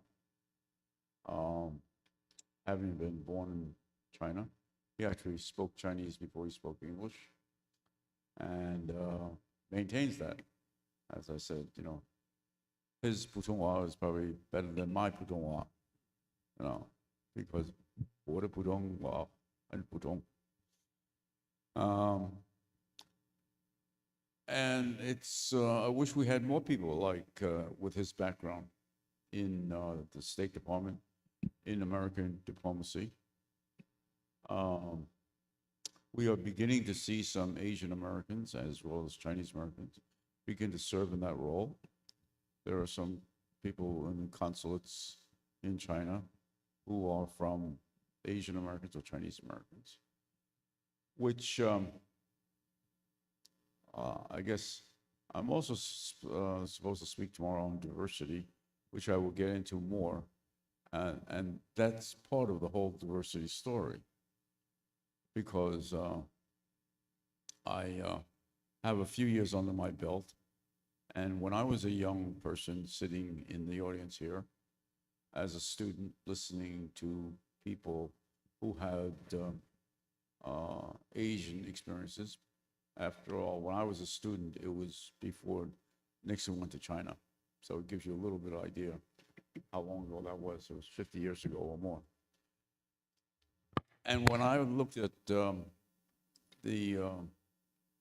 stage, hardly any Asians or Chinese were part of the dialogue in most of the cross-section of American society, not just in diplomacy, but in corporate life, in science. Some people made it into the technical area, but in law and in public service. But that's a discussion we'll get into tomorrow more. To answer your question directly, with regard to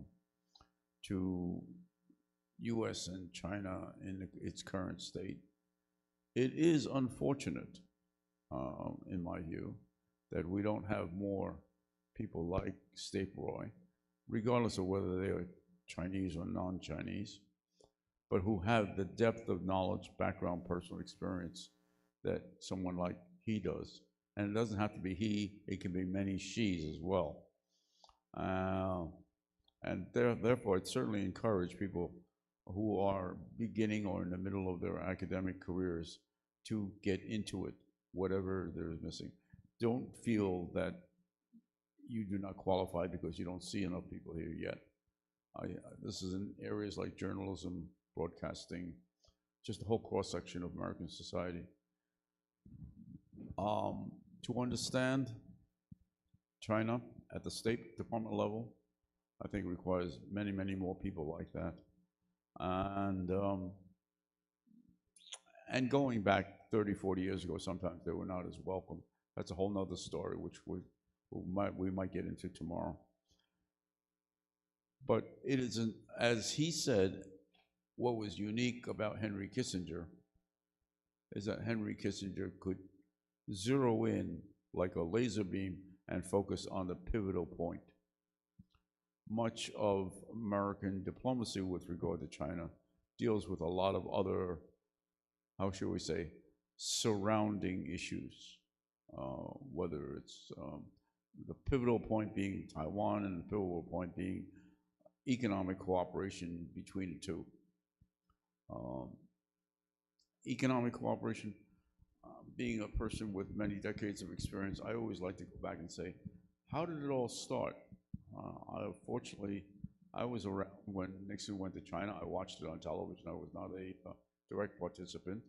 I have subsequently become a direct participant, having been to Beijing many times, having been to Hong Kong, and my business took me there almost every year, 3 or 4 different times every year. But back then, early 1970s, plus before that, 1960s, there was none. And I think a lot of American diplomacy or understanding of China stems with its roots from that kind of foundation. There are some people with very senior positions in the State Department or working on U.S.-China policy. While they have very, very distinguished resumes and have dedicated their careers, many of them are now personal friends of mine. But I believe that perhaps their personal understanding could be enhanced by an even deeper personal experience with China, especially if they're going to be making policy decisions for the country or for corporations or for editorial policy or anything having to do with understanding China. I'll give you an example, for instance. I was active in the Weiguo is called, reunification, that's not the bad term, but the handover of Hong Kong in 1997. That's now 25 years ago. Many of you were babies back then, but it was a very important period because it symbolized the changing of the guard in a place like Hong Kong, where the British played a very major role. And understanding that turnover and what it meant is very, very important. But my personal experience, I was in our capacity at Committee 100, we wrote a 70-page white paper together with Asian Society, and we did a 6-city tour in the United States to introduce the report. And we were in Atlanta, Georgia. I won't mention the newspaper, but you can guess who it is. Atlanta doesn't have too many newspapers. But we were in the editorial boardroom of this newspaper with the foreign editor of the newspaper. And we were discussing naturally issues, what the turnover meant, the future of U.S.-China relations before and after the turnover of Hong Kong. And one of the participants at the newspaper side was the foreign editor of that newspaper. And we got into some discussions about it. And I asked the question of this gentleman who happened to be the foreign editor of the newspaper. I said, but of course, you've been to Hong Kong, since the subject was Hong Kong, presumably since he was the foreign editor. And he said, no, I've never been to Hong Kong. Well, that's excusable. After all, Hong Kong's a very small place, and not everybody gets to go there.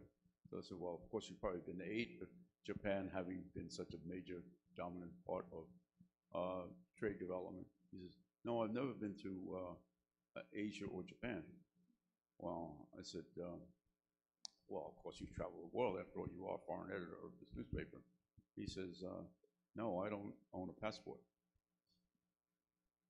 Now, that is symbolic and significant of the, how should I say, dearth or lack of, and I'm not trying to single out Atlanta, I'm not trying to single out the newspaper, not even trying to single out the particular editor, but among American policymakers and decision makers, how as recent as that time, which is not very long ago from my perspective, 25 years ago, maybe from students' perspective here, but overall, many people have not had an exposure enough to foreign affairs in this country.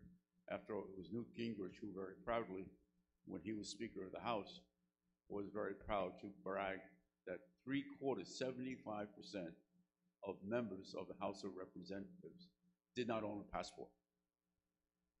And yet, you can turn to the newspapers every day, and you will see House Foreign Relations Committee making all kinds of decisions, whether it's China, or whether it's India, or whether it's Ukraine, or whether it's in Europe, or Eastern Europe, all kinds of policies affecting people. And the people don't have the strong understanding. Yes, they have some understanding, but they should have a stronger understanding. And I'm not faulting anyone. What I am trying to bring out is there is a need in this country, America, for everyone to have an understanding of everyone. Like tomorrow, I'm going to talk about diversity. That's what diversity is about. It's about understanding everyone else and understanding how we as individuals, whether we are Asian Americans, African Americans, Latino Americans, Middle Eastern, Muslim Americans, Islamic Americans, how we interrelate with each other in this open world.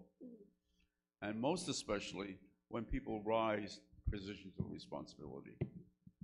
And so it's a long way of answering the question here with regard to US and China and what Ambassador Roy was saying. But there really needs to be, before people assume these very, very impactful positions, they should first say to themselves, do I need more rounding out? And let me offer one insight. The people in this audience and the people watching everywhere else have this skill set and should be in a position to offer it to all people, all the institutions in this world, America, Europe, wherever else, where they can help bring up an understanding of it. We all need to reach a common understanding here because everyone's from different background and they need to see more and to experience more to reach stability. When you get to speak with congressmen or sometimes their staff officers and their chiefs of staff, well, we don't know anybody. Yeah. I get into that all the time. I said, there's 6 million Chinese Americans here in the US. If you only take the top 1%, that's 60,000 who can help you. And these are the best and the brightest. And I'm sure they can offer all kinds of insight into helping people understand. Not in favor of one side or the other, whether it's a Taiwan side or a Beijing side, that's not important. The whole point is on a broad basis, it may have to do with high technology, it may have to do with finance, it may have to do with semiconductors, it may have to do with culture, music, everything. There are many, many Asian Americans and Chinese Americans that can help augment that. And that spells opportunities for people who are watching us. Thank you so much, Mr. Tan. And I'd like to move on to Professor Kanana at the back here with here on Zoom with us. Can you hear us? Yeah, I can hear you. Can you hear me? Yeah, I hear you perfectly fine. Do you want me to repeat the question for you, or? If you don't mind again, I Yeah, didn't hear the- absolutely. And as I was saying, U.S. and China have very different governing regimes and different ideologies. And in your opinion, do you think they're going to reach a common ground in terms of economic development and geopolitical stability? Yeah. Those two are very highly integrated today, right? You can't separate them. I cannot claim to be an expert in foreign relations, so I'm going to talk more on the economic side of it. For a long time, the supply chain, a very critical supply chain for the US, are deeply tied to China, right? If you go talk to any high-tech companies, they'll tell you how much they're integrated with the entire China and the Korean and Taiwan, and the entire area. Given that kind of connections, it's very hard to detach US and China in terms of economics. And then there's a huge market for the US firms, and you can't discount that either. Now, the problem here is the geopolitical tensions that have arisen around that place, including the relationship with Russia and the territorial integrity of China. Those are now confounding with the economic side of it, and they're very close. That's why all the CHIPS Act and other things are coming in. So how do you separate them out? So in an ideal situation, this is my take. I cannot claim there's deep research behind it. You should never tie any two countries so much to one-sided. The relationship cannot be asymmetric. When it is so asymmetric in this case, and now US firms are completely confused. What do? They are deeply integrated with the supply chain in China. They can't move out that fast. But any actions taken in China hurts the relationships. So in some sense, it's a slow process. At the same time, I heard this previous speaker talking about he's trying to understand China much better. The days where US can dictate terms and expect every other country to work based on the US way of working, it's tough today. I mean, I come from India. I can tell you, in India is saying, okay, we have our own challenges inside the country. Despite all the sanctions, they said, well, we continue to buy oil from Russia because nobody wants to take on the challenge of 1 billion people inside the country if something goes wrong. So there are very, very hard problems. And the question is, as the previous speaker said, are there enough people in the State Department, in foreign relations, who understand these difficult challenges? When you can understand and move the conversation to that level, you're going to see geopolitical tension minimizing, the economic activity will continue to grow. And I speak to a lot of businesses. I can tell you, very few companies can survive today without strong relationship with China. That's given. We can't escape from that. So what is happening is they are so tightly connected today. It's challenge. It's a very big challenge. No easy answer. Thank you, Professor. I totally agree with you when you said that it's really challenging, but we're never going to lose hope because in the end, we all see collaborations with each other. Not just US, China, India, US, it's all the same. Thank you. Exactly. And Mr. Sylvie, do you want to give us several remarks regarding the question as well? Well, I would just say we need to be mindful that there are conversations between the countries, and then there are conversations that are about nationalist politics, feeding your own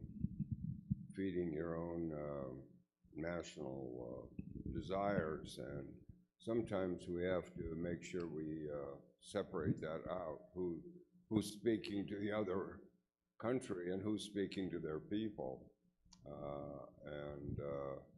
I mean, for example, in the US, the biggest problem we have is immigration as an economic, talk to all economists, and America should be opening up on immigration. And yet, because of the politics, and someone's going to take my job, and these are erroneous belief systems, but somehow they become belief systems. I mean, you know, I mean, America, you know, we have this diversity, a multipolaristic society, which has created some problems. On the other hand, you've got all these people around the world, the best and the brightest, who want to immigrate to America. And on that level, it's a terrific strategy. Just speaking as a finance economic person, I do have some concerns about what's going to happen with this super chips not being exported to China. And then does that go into CRISPR? Does that go into other elements of technology? Because the Chinese have been very good at applying technology, but not always good at the R&D components.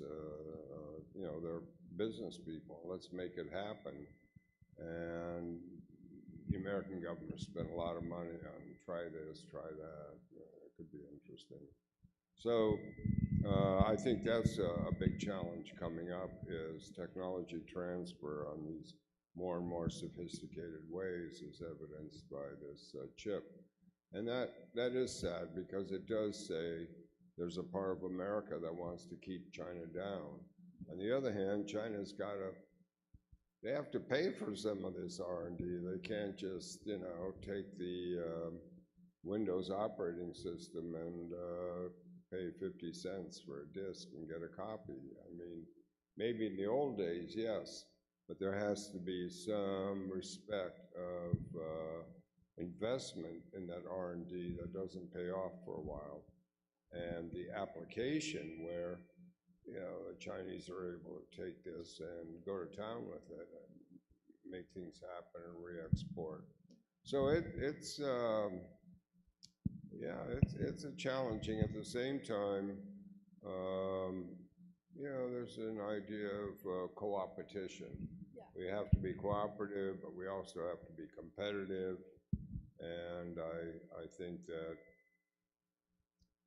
you know, some of China's dreams of, was it 2025? 2025, yeah.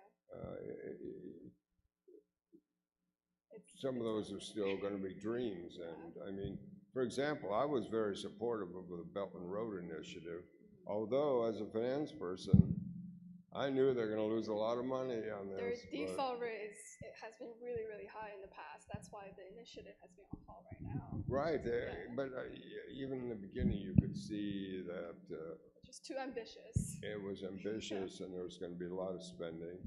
But the policymakers learned. I mean, I really, again, have a high degree of respect for the feedback mechanisms of the policymakers in China.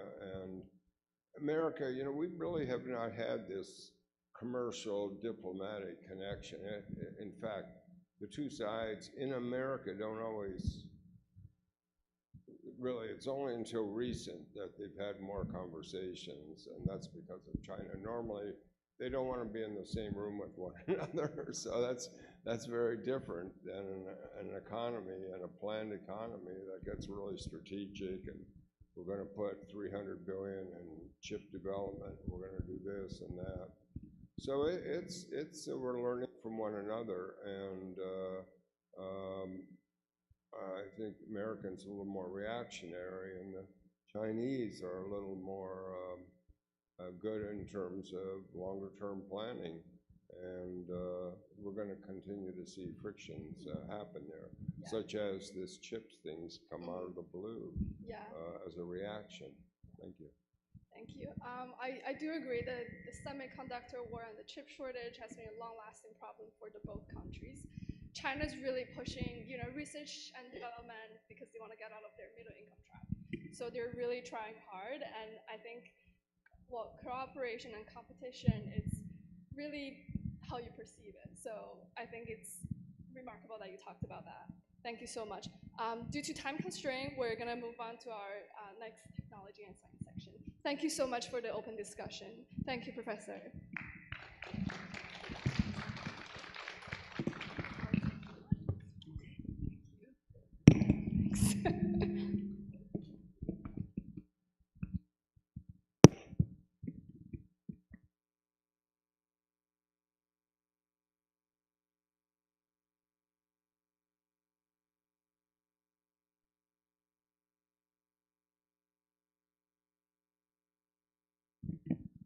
Thank you so much for being here, everyone. We're gonna take another break, and after this, we're gonna have our science and technology discussion, and we'll have guest speakers coming from the industry as well. Thank you.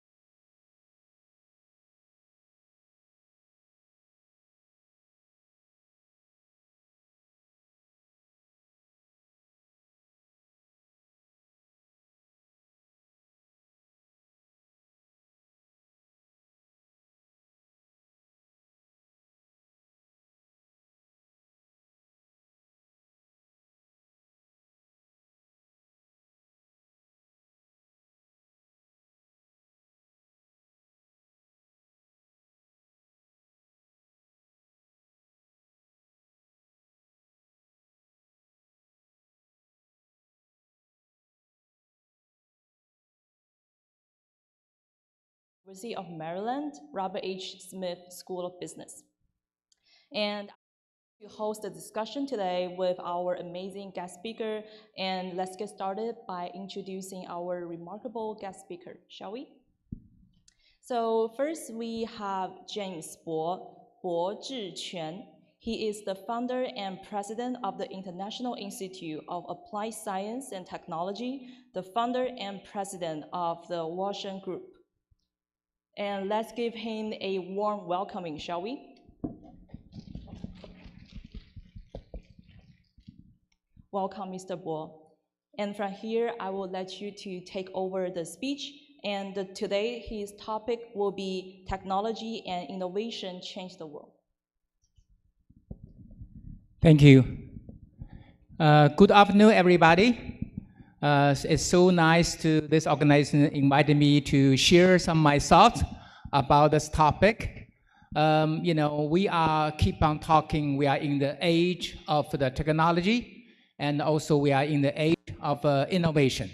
So we have all experienced technology innovation changing our life, and also going to change our world. So this is going to be my topic of today: technology and innovation change the world. So today I would like to discuss 4 areas. First, give very brief background about disruptive technology innovations to give a little bit background information. Second is highlight few areas, because disruptive technologies as broad areas, you know, cover so many areas. I just pick few typical areas to give a quick landscape on overview.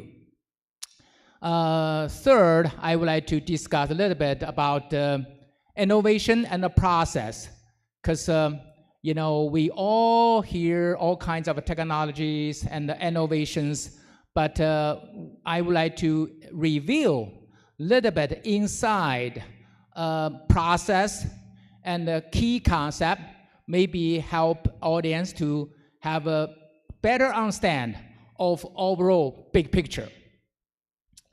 I know many of people, you know, audience are very young students, and I heard a few during my chat with the people during the break. I heard many of you already started a business. Very impressive. So, because for young students, you know, they have some choices.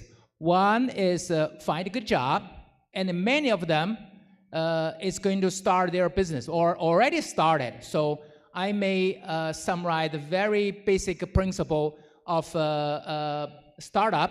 I call it the math principle to give a little bit the idea, overall picture, probably help you to organize your thoughts for your future endeavor.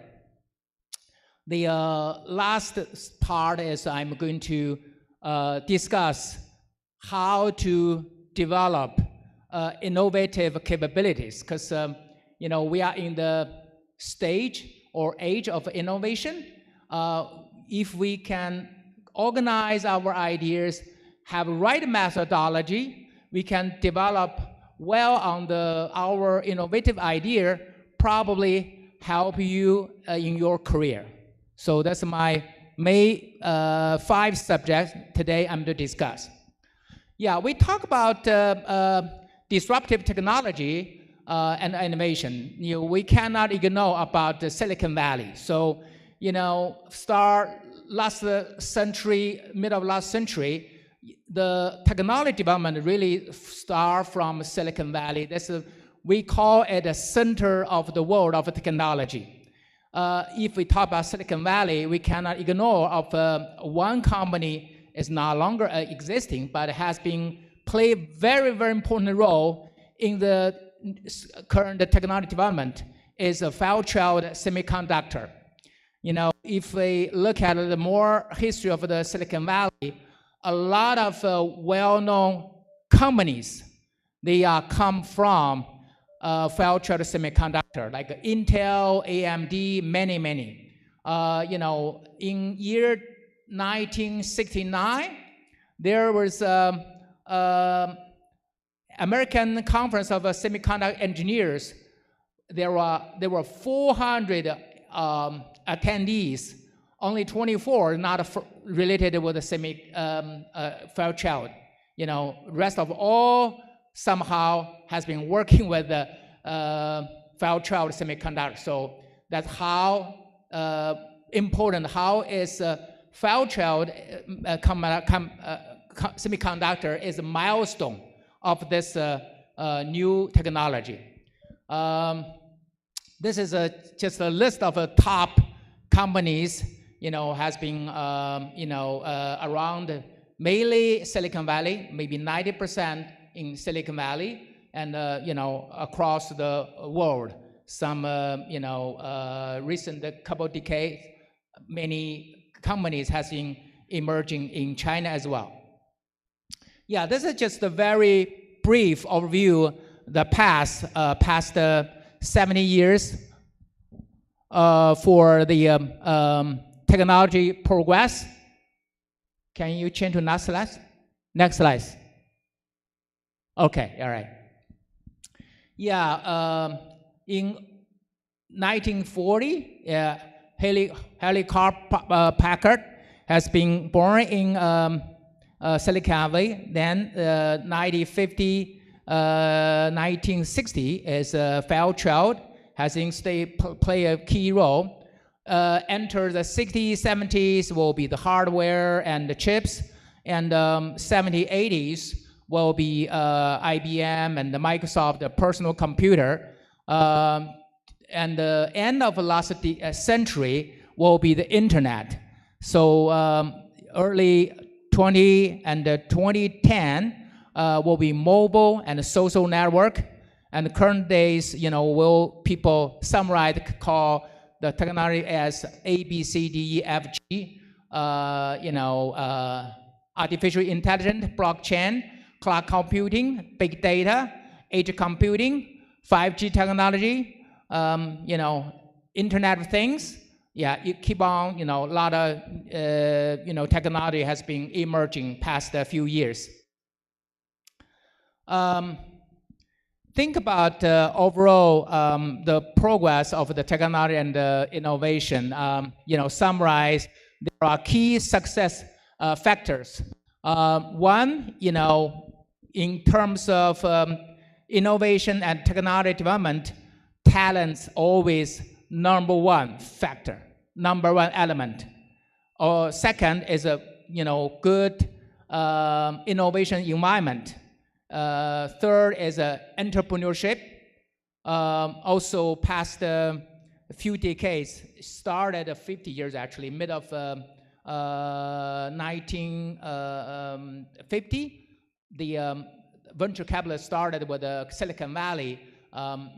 Past a few decades, Silicon Valley has been the major venture capital in United States. About 50% venture capital, centralized in the Silicon Valley. That's why a lot of startup, if they want to grow, if they want to develop, sometimes they have to move to Silicon Valley because a better environment and a better chance to get venture capital.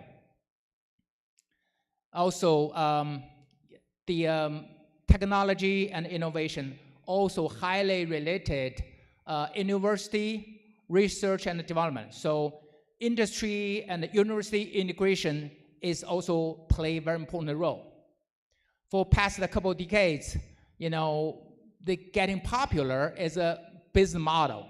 A lot of these things, how to create with a creative business model will have a new chance to grow business. So this is just very brief of background about the technology past and overview. Next is just to pick few areas to give a little idea how the landscape for those disruptive technologies. artificial intelligence has been the most important technology field. So for the based on the report, year 2021, top 100 AI companies, we can tell from the chart, AI has been covered many areas, probably any area you could imagine. Second is very interesting is recent few years, the digital twin. It become very popular and very widely used. Talk about the digital twin background. Very interesting is my first major engineering mechanics. So when I was in graduate school, I started doing some simulation, mathematical simulation, finite element analysis.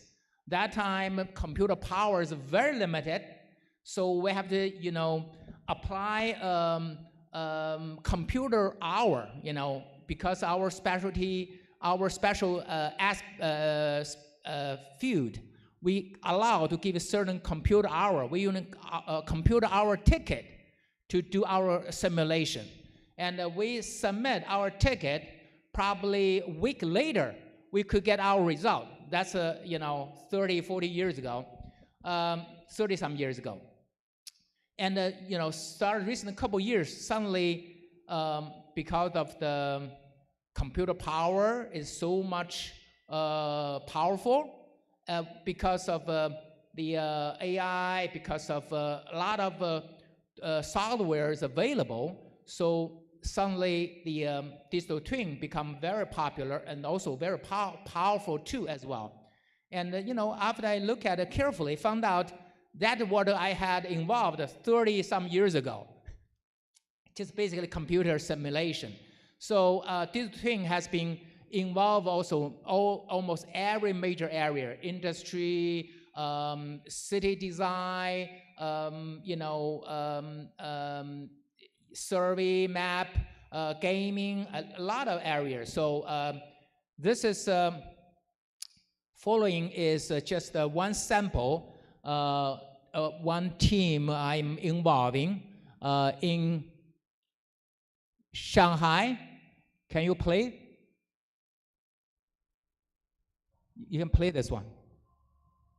Yeah, right. Yeah, just a quick view of digital twin, how powerful it is. It's just use digital simulation to simulate this data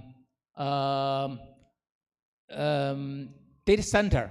How to design data center is how using digital twin, and also this tool can be used to airport design, train station design, for theater design, and many. So can be used in many places.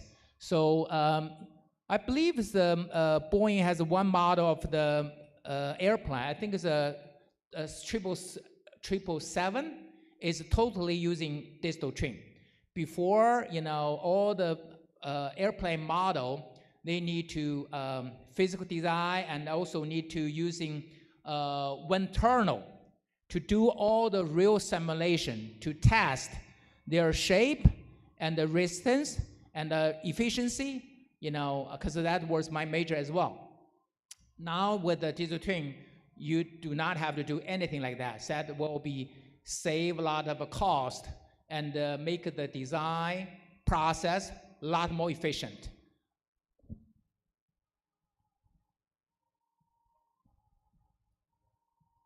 Yeah, this is has been very long, so I already cut to 40 seconds.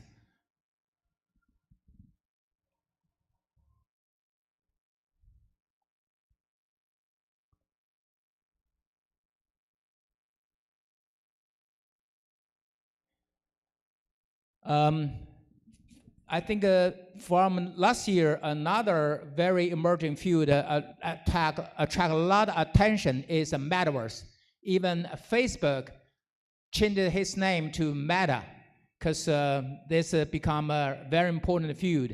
Metaverse, I myself is very interested in it as well, because it really is, to me, it's more like an ecosystem or platform, and it could integrate a lot of models and tools into it, like digital twin could be one of the very important, powerful tools in this platform, including big data, blockchain, and AI, all could be part of a metaverse. So in the metaverse, almost every major player, in United States, like Facebook, Google, Microsoft, Apple. In China is Alibaba, Tencent, Jingdong, Baidu. Every major player are started to play their seat in this field. Yeah, this is also one system we are cooking it right now. I call it Metaverse Social Platform. Going to be combine Web 3.0 and other major pieces into it. It's still very early stage. Hopefully, I can launch it early next year. So I'm still working on it. If anybody interested in participate, just let me know so we can join venture and work together, create a beautiful thing in the future. Next topic I would like to touch is, we talk about a lot of innovation and, everybody talk about the word. But, when we drill deep into it, we are a little bit confused, what is innovation is about, and what type of innovation, and how we can categorize it, and how to describe it, how to use it. So will be a lot of issues with that. So as I spent some time, did a little bit of research, and categorize, summarize, innovation into this chart. I make the innovation 7 basic types, 7 basic categories. Based on 7 basic categories, and each category have a different kind. Like, for example, if we talk about structure innovation, we have a architectural innovation and modular innovation. If we talk about continuity category, we have sustaining innovation and disruptive innovation. So this is help people to organize idea, to map exactly what is right type you should choose and which one you should implement. Yeah, this is drill down will be a lot of detail, but just give you a big picture, help you to organize your idea. For the innovation, for during the innovation procedure, a process like a production or business process, different stage, you may use different innovation. Like an issue from your create idea and started to create a plan, normally you need a disruptive innovations. And when you, from your idea to develop a product and to create your service or market, you will need your production or product innovation. And after you have a raw product and you want to make your product fine and reliable and make good enough to be massive production, then you need to design your process and you need your process innovation. And after you have one first version of a product, when you're making enhancement or progress in the next version, like from iPhone from 3, 4, 5, now it's 14, right? So when you improve your existing product, as normally is incremental innovations. And when you have finished the product and ready to sent to the market, then you need to have marketing innovation. So when you get in the market space and you have some competitors, and also you need to picture your customers. So that time you need to kick more of a business model, how to make your product more widely accepted and have a more market share. So that's help you when you do your design or your business practice. That help you to organize your idea.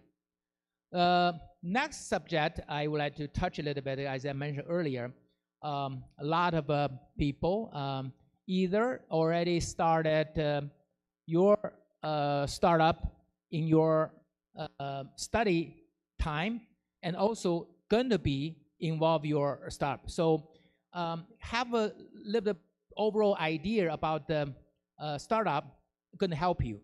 So this area I would just summarize it, called the startup math principles. For startup, as mainly talk about the 5 key elements if you want a success. First, of course, you have the right idea, right? And you have a right team. You have to have a good business model. You have some financial support to make sure before you make money, you can survive. And also, of course, you have to have a right opportunity. So that's 5 key elements of a startup. For the math principle, first principle is addition. So addition means, a team. It's mainly focused on team. Team is addition. So for everyone, if we think more carefully, nobody has an external. Everyone only have 3 resources if you think more carefully. Number 1 is your knowledge or intelligent resources.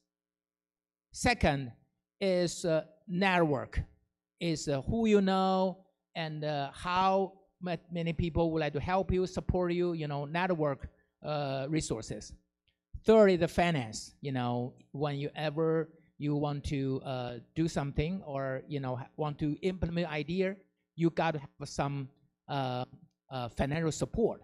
So for the team, if one person, you do not have all 3, you need to rely on team to cover all 3 areas to make sure you're going to have a right team. Second is principle is subtraction. Marketing, I call it a subtraction, especially for the startup. You want to stay focused, and very simple, and also have a competitive advantage and have the value added to your product and service. That make your product service meaningful and could be last long. The third principle is modification. Is you need to leverage. You need to use your channel, and you rely on key resources and key activities. Like a lot of company for launching, broadcast, advertisement. That's all. Try to increase their visibility and to market. So with this kind of leverage, that's called, I call it the math principle modification. Last is math principle division. So especially for the startup, control the cost is very important. So you need to focus on what you're good at. So you want to simplify your business, and not the key area. You want to share services with the others, so cut your cost, and also you want to standardize your process, So you do not overspending for certain activity. So that is control your cost. I call it a division. So basically, summarize it very simple. The math principle of the startup is just the addition, subtraction, modification, and the division.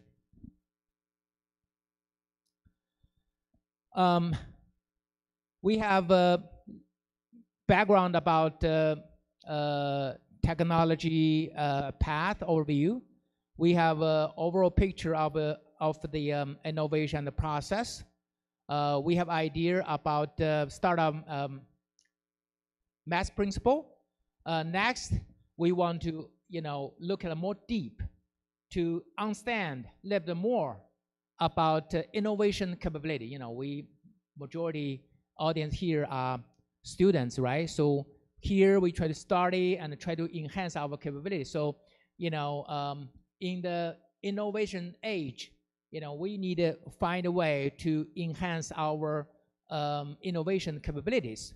So I summarize innovation capability into 3 major elements: innovative thinking ability, innovation tech capability, and innovative personal ability. As a lot of detail, I don't drill down to one by one because it will be taking too much time. But of course, thinking ability is very important. So there are many sub areas like flexibility, differentiation, sophistication, imagination, and many areas.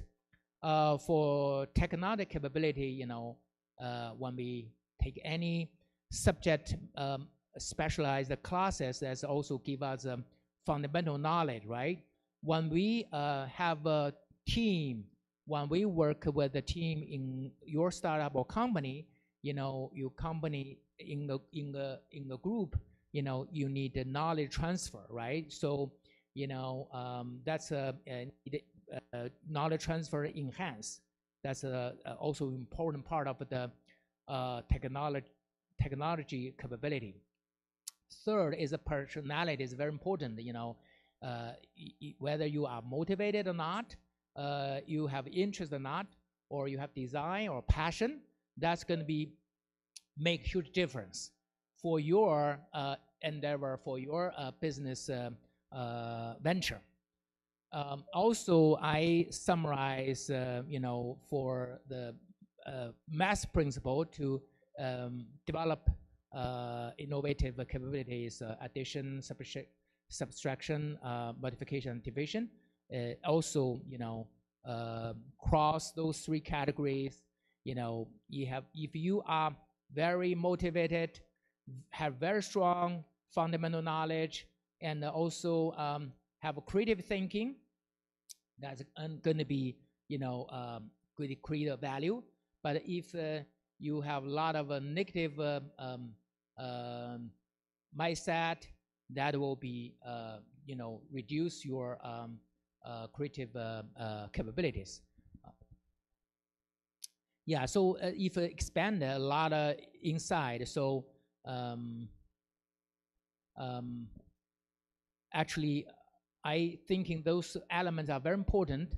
So I spent a couple years summarize some information into a book. This is my book. My book name is just called Technology and Innovation Change the World. There are total 11 chapters. Initially, with some fundamental knowledge background, and chapter 7 to chapter 9 will combine the live samples in the current hard areas like smart technology, sharing knowledge, digital technology as a sample. And last 2 chapters more how to perform management of technology innovation. And the last chapter is development of innovation. So in terms of development innovation, I summarize 5 key methods. Think more, observe more, listen more, speak more, and practice more. So, we in US, we keep on saying, practice make perfect, right? So practice is very important. And especially in school, if you got some score like 90%, it's very good, right? But for industry, even you 99, 98, and 99, still not good. That still could be the failure, threshold. So in industry, no failure allowed. You have to be 100%.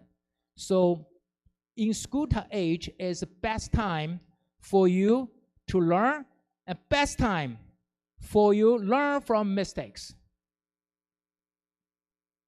Yeah, this is I just finished the my cover design for the book.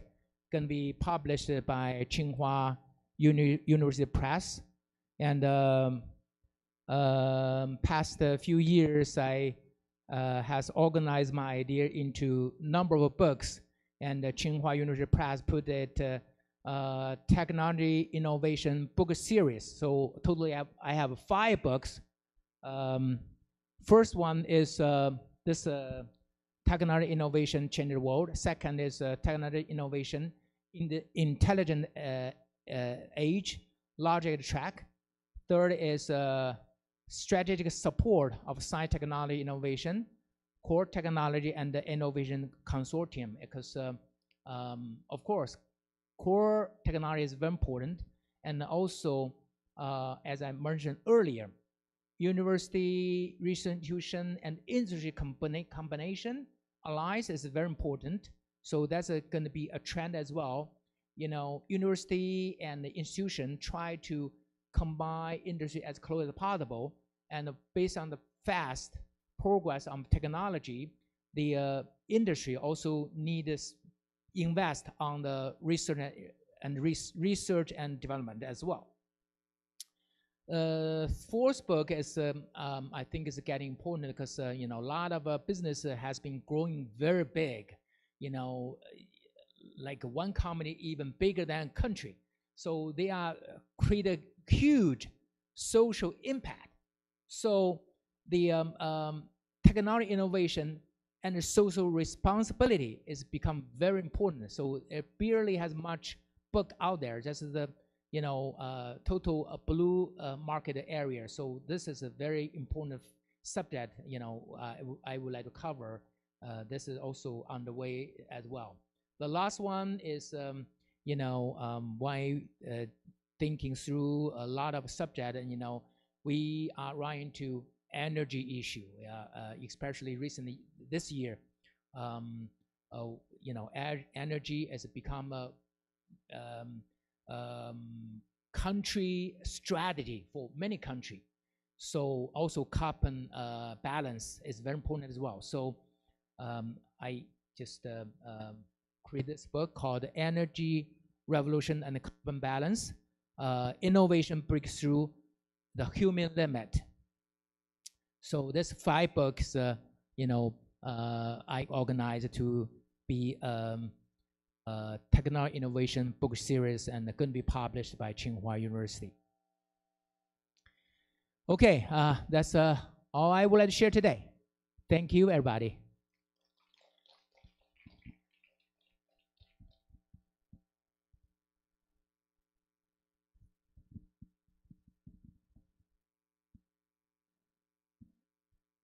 Thank you, Mr. Bo. Thank you so much for sharing the path of disruptive technology.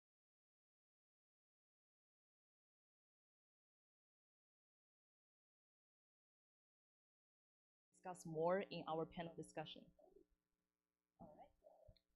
So our next speaker is Frank Chen Fenghao. He is the founder and CEO of Link Medicine. He's also the chairman of the board of directors of the Hopkins Innovation and Entrepreneurship Club. And welcome, Dr. Chen. Thank you so much for being here. And I will now hand it over to Dr. Chen Today, he will be talking about the future and technologies envisioned in AI-navigated healthcare.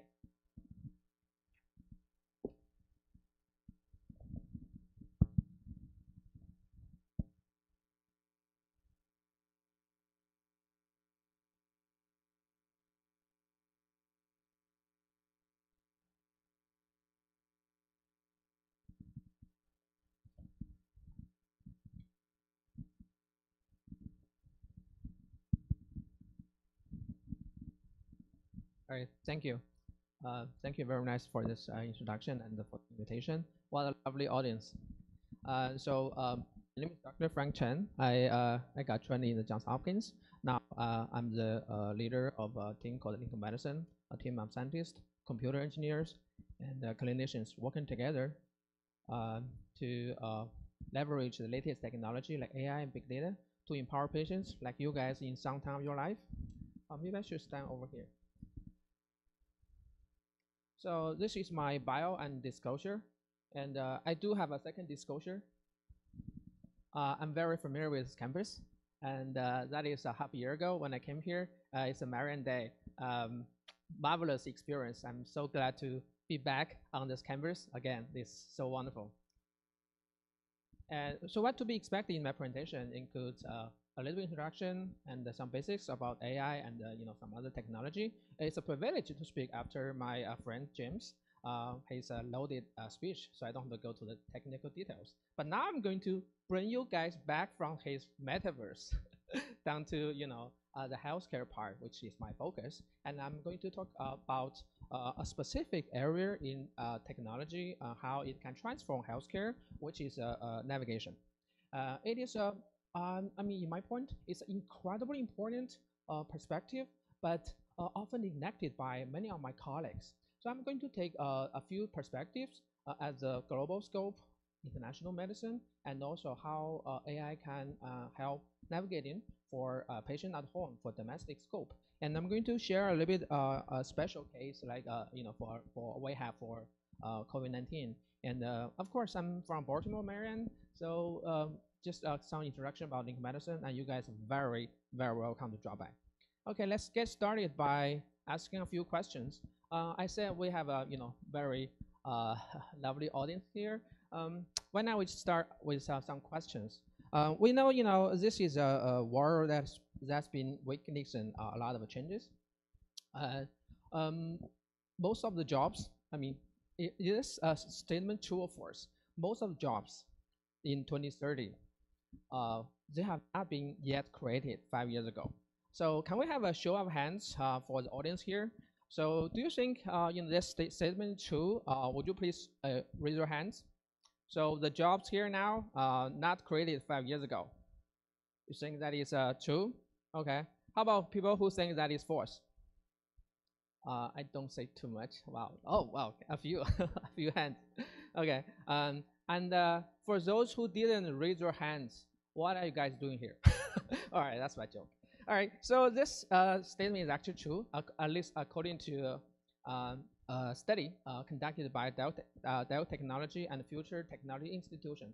So that was conducted in 2017, 5 years ago. I think I was younger at that time. And according to them, as high as 85% of the jobs that will exist in 2030 have not been created at that time. So that's 5 years ago. And thinking about this, I think about your career, right? I think for the student in University of Maryland, also for people online, you have to think about your career. What are you learning in school? Is that going to be rewarded in the future? Well, looking at this, there are two ways to look at this study, the result. On the left side, if you look at the bar chart, it just shows how technology is changing the landscape of jobs. The deep blue bar just shows how the jobs that is being cut by technology, and we see it's gradually increase. Yes, technology is not always friend of your career development. It sometimes cut jobs. And on the other hand, the light blue bar, it represents the technology, the jobs that are being created by technology. So taking both together, there is a huge change that is going on, and there are opportunities for you to think about your career and think about how the world is changing. So let's do another question. So since we're talking about technology, a lot of things technology can do, other things AI can do. So let's do another question. So which of the following you think AI can do? So we can. There are a few options like can AI make arts, make some paintings, music? Can AI make phone calls for you? And whether technologies can help restaurant, food industry, and also maybe technologies can read your mind. And of course, sports and gaming. Well, I always give a fantastic answer at the end. That's F, all of the above. So for people who are viewing online, I would encourage you to just input the option you think. And for people on site, I will just make it easier for you. Thank you for coming here. If you think either of the first 5 that is true, raise your hand. How about if you think the last one is true, all of the above, can you raise your hands? That sounds like all of them. So, well, definitely if you say an option like that, you're going to choose that one. It is very true. And I'm not going to go through each and every one in order. So I'll probably just go through a little bit in random order. And now we are in the process of the most expensive World Cup, right? So AI and other technologies are working together with their human counterparts to officiate the gaming, and to really make a change in the world. If you don't believe me, talk to someone from Germany. Okay, and all right, just a couple days ago, actually 3 days ago, paper published in Nature. So the DeepMind just cracked another game, a board game. It's called Geopolitical, and after 3 years after it cracked my favorite game in my college, the StarCraft. And also people know that AlphaGo defeated one of the best of us in the Go. So yeah, sports and medicine, excuse me, I'm just friend of medicine. So sports and gaming, that's been really changed by AI technology. So, and I mean, this one is definitely there that AI can do arts, and sometimes it can do very interesting one. And James talking about blockchain, and metaverse. I know someone who is those AI generated content is very hot, and someone is been really selling this in the metaverse and sometimes in the real world as well. So yeah, arts, it's there and it's possible as well. So the wildest guess is probably the next one. Yeah. Can AI read your mind? Yes, actually it is. To my surprise, this is very solid research conducted by some scientists from Finland, and this algorithm can really understand what's in your thought and recreate in the form of pictures. Due to the limit of time, I'm not going to go through this, but we can definitely revisit this, panel discussion. But if that sounds creepy, maybe we can, talk about something that is lighter or more interesting. So, food industry or restaurant, and I got this from one of my friend who happened to invest a Seattle-based company. It's called Orally. So it's a combination of a computer vision algorithm and robotics. So basically, it makes coffee. So can you play this for me? Yeah, let's see how that works. So basically, to get the coffee, you have to pay first, right? And then the machine will start to work and put in those ingredients and together. And also depends on whether you need sugar and cream. And that is the best part. We're going to witness. So they're going to make some art. And the amazing thing about this is that once one of those machines learned about this, it can teach others, tens of thousands of the same machine to do the same thing on the same standard across the country, across the globe. So, well, we are in the STEM center. So if I'm a student in University of Maryland, on 3 a.m. I can get the same cup of coffee. That would be wonderful. I'll definitely stay here, for study more and practice more for perfect. The next one.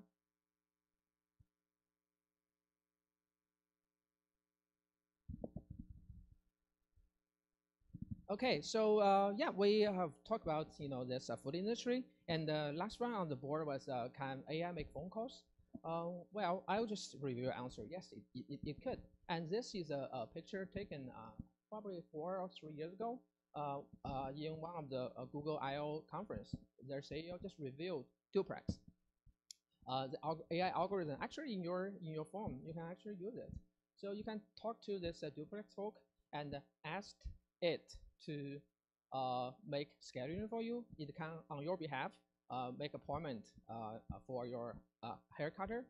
It can reserve table for you in the restaurant. It can help you buy some movie tickets. Oh God, you have really a personal assistant in your phone. How wonderful that could be.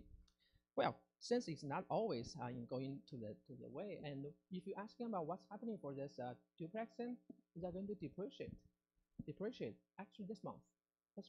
So technology not always goes that way. Sometimes it could be a spiral.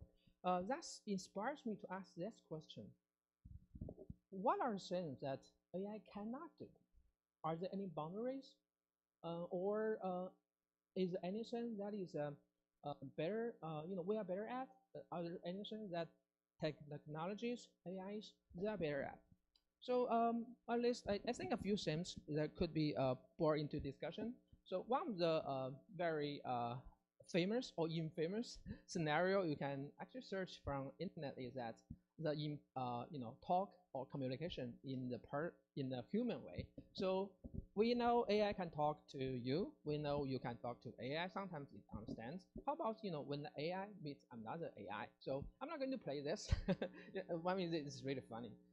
But it's kind of I don't think they understand each other. But when we watch this, it's really funny. So, but the communication, the conclusion is that the humor is really getting lost when they're talking to each other. But I would think this is really unfair for the AI or the chatbot to talk to each other in a human way. If you can create, we do have a student from computer science, right? If we create an API, just let them communicate with each other, I'm for sure, they are going to talk, much faster way than human. Well, talking about humor, so have you ever heard about a chatbot on algorithm that can tell you a joke?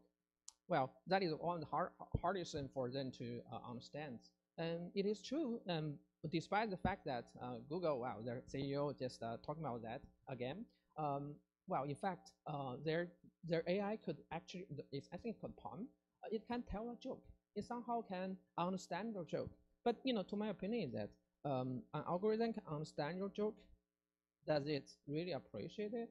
That's another question. So really, what is the boundaries for the AI and other technologies? And what are the things we are good at? What are the things the technology can help us? What are the things technology could replace us? I like to cite this very famous quadrant view from Dr. Kai-Fu Lee. So this one, he just draw a different type of jobs, and according to this coordinates indexed by compassion and also inclination for creativity. So as you can see here, we have so many different type of jobs here, and there are definitely some ones are for in different scenarios. But sometimes some things are really good for AI. Some things are really good for human to do it. Since we're talking about, I haven't forgot about the moderator saying that I have to focus on healthcare and future, right? So let's see, what are the jobs related to healthcare? Where are they scattered? And are they, more for the AI to do it or more for the human to do it? If you look at this, those folks highlighted in red, we see that it's everywhere. Indeed, it's everywhere. So now I'm asking you, is healthcare really good, better in the hands of AI or better in the hands of human? Well, it's hard to make a very specific, definite answer for this. Why? Because there are so many faces for the healthcare. It's so complicated. It is this heterogeneity, it is this diversity that makes modern medicine so hard, that makes healthcare so hard to navigate. So that brings the topic today. I was given the future technology and how to innovation. The innovation healthcare in future navigated by AI and other technology. When we talk about future, that's really a very challenging job. Why? Because when we talk about future, definitely we are making a prediction. And according to see this quote, prediction is hard to make, especially about the future. So, really, well, what is how to what is it like for the future, and how we can really use technologies to transform healthcare. Let me just start with this picture. So this picture was taken 3 years ago, almost end of January 2020, actually in University of Maryland. So it is one of the most earliest sharing of this later known tool for COVID-19. And I have very mixed feeling about looking at this. If you look at this the picture at the right above corner, the total cases at the time was only over 3 digits, and that the deaths just over 3 digits, and the entire outbreak was still confined in certain region in the world.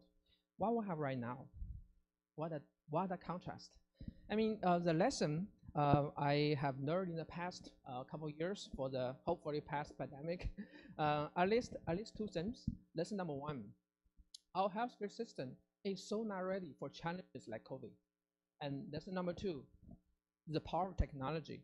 The power of technology like AI and big data and digital resolution that can really change the world. At least keep people informed. So let's see another picture. Wow. Whenever I saw this picture, I just feel inspired, enticed, and even invited, to look into this, picture.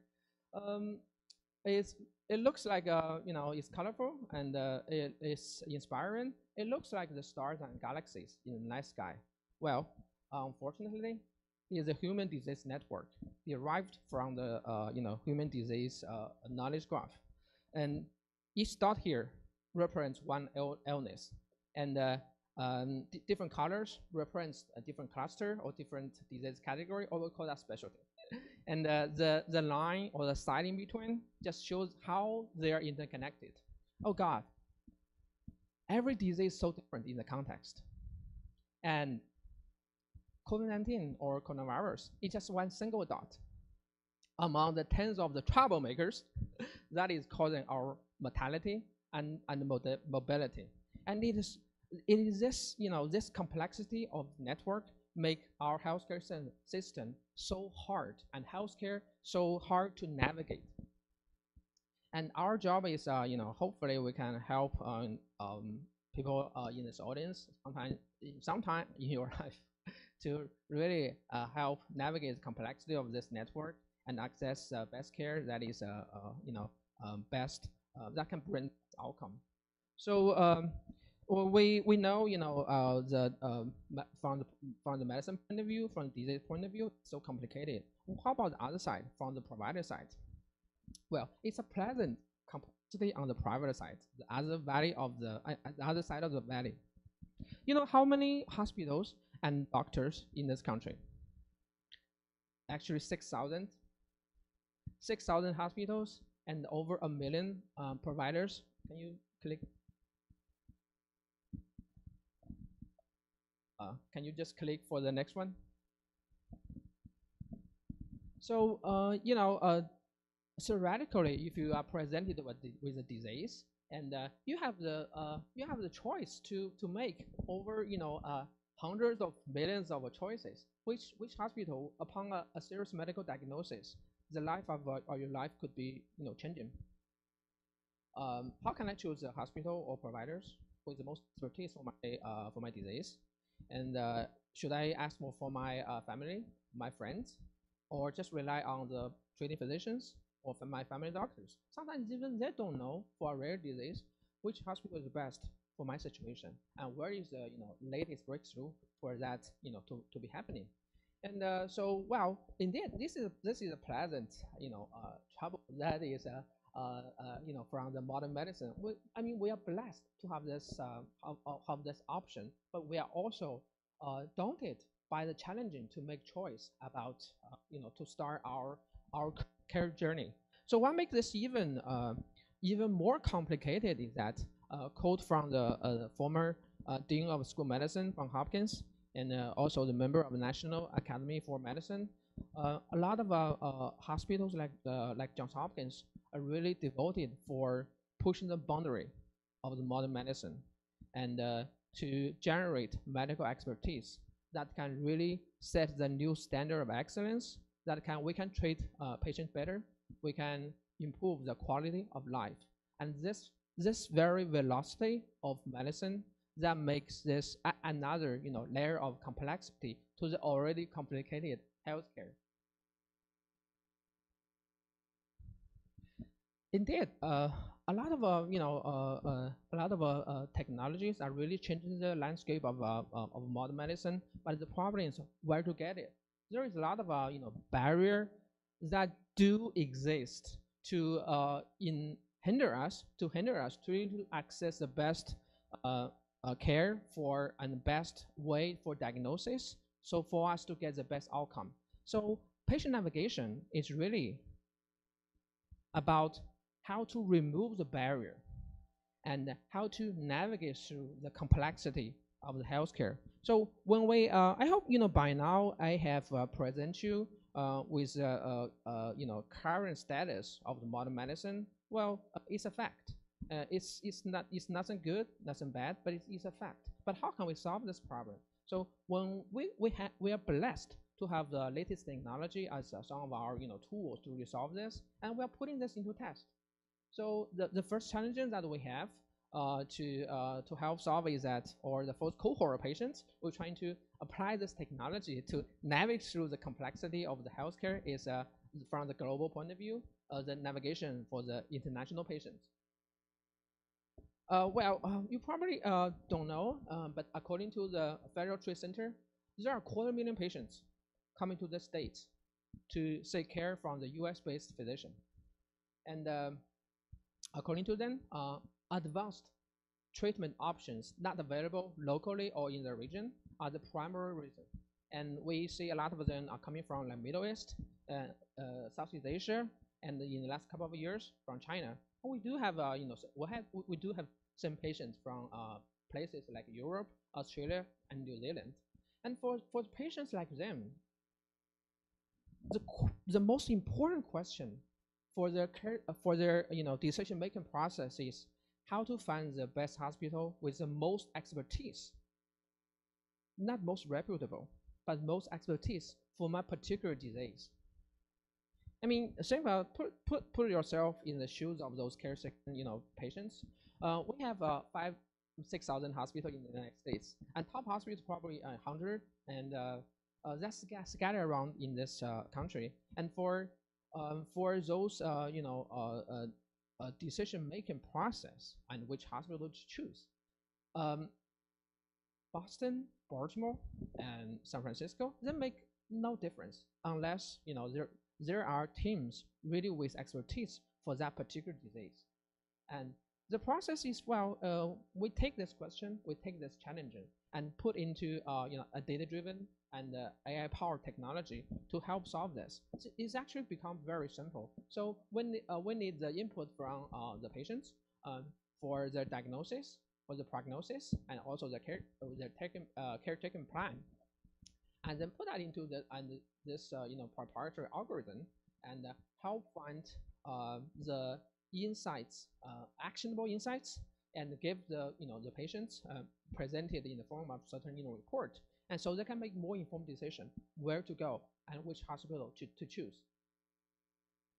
And the result was really amazing, and it's phenomenal. In the first a few hundred patients that we have enrolled, 2/3 of them are actually from oncology cancer patients, and the rest are including rare cases, rare disease, and also complicated complex disease. Those disease areas are requiring a great deal of expertise. nearly 90% of the patients, they have improved diagnosis and treatment option. And it's hard to really measure the outcome because it's a diversity of the disease. But for terminal stage patients, we have prolonged their life 4 times, and it's still been improving.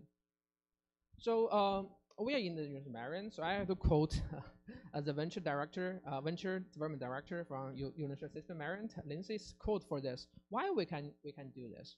Why we can make a difference like that? It's simply because enabled by technology, and we really are seeing the worst of the worst scenario for the disease, and we send them to the best of the best, providers, not judged by reputation, but judged by expertise, not just overall, but more importantly, at the granularity of specific disease. That is the very first time we can do this. So, I said 250,000 patients coming to the States for the treatment like that. That sounds a lot, but we think about people at home. That's a very niche market, or very niche patient cohort. Next slide. So the question is that for people in this country, for domestic patients, do they need to choose hospital? Do they need to choose a physician? Do they need navigation for better treatment plans? Well, the answer is definitely yes. And the problem is actually epic. This is a quote from the State of Union 2020. I don't agree with the former president's every speech, but this one really got my heart. Quote, almost every American family knows the pain when a loved one is diagnosed with a serious illness. And how serious this situation is, or how big the problem is. Let's look at the next slide.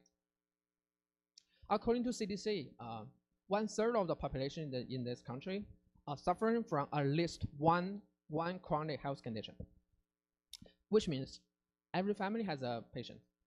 And talking about those disease areas with that requiring a great deal of medical expertise, like oncology, rare disease, and complex disease. There are 65 million of them.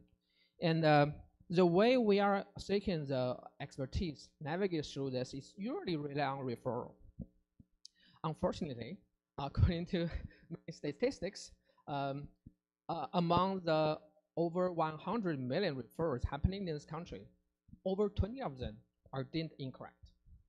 And the problem is that when you are referred to a provider like that, you don't know whether you are the 20% or not. That is why over 30% of the patients in the country have doubt in their treating physician or their treating plans, would like to seek a second opinion. And this uncoordinated and navigated care is causing a lot of waste in the healthcare expense. That's hundreds of million, hundreds of $1 billion put into waste. That is why navigation is really next big thing in healthcare. Another quote I can use is this executive order. Action begins with knowing, with knowledge. So access to the information is very important for American families, also other people in this country, to make more informed decisions. We are very glad to contribute to that part. And in Biden's administration, also this is very important. And strengthening access to quality, affordable care is one of 17 executive orders signed on the very first day of inauguration. And face these challenges. So what is the solution? And serving tens of millions of patients, we compare with serving a niche market with a small patient cohort. That's definitely different. That is why we need the technology at scale. That is why we use this, the AI-powered patient navigator, or we call that Hospital AI for Expertise-Based Referral, Dr. Hill for short. So this is a, this interface application, interfacing between the patients and our technology. And it can also communicate with the providers nurse providers, human navigators, and other facilitators as well. And so you can talk to the human and talk to the patients, get to the diagnosis, again, prognosis, and caretaking plan. On the other hand, you can either get information and call to our database and call to our algorithm and find the information that needed to formulate this actionable report and give that back to the patients for the more informed decision. That sounds like hundreds of year work, but it can be done just like that. And before we can really go to the work, COVID comes. And we have to put this, Dr. Hill, into real practice. The real task, I mean, we really feel blessed to have this tool to really help us to use big data for the big decision. And the impact of COVID, the pandemic, could not be overestimated.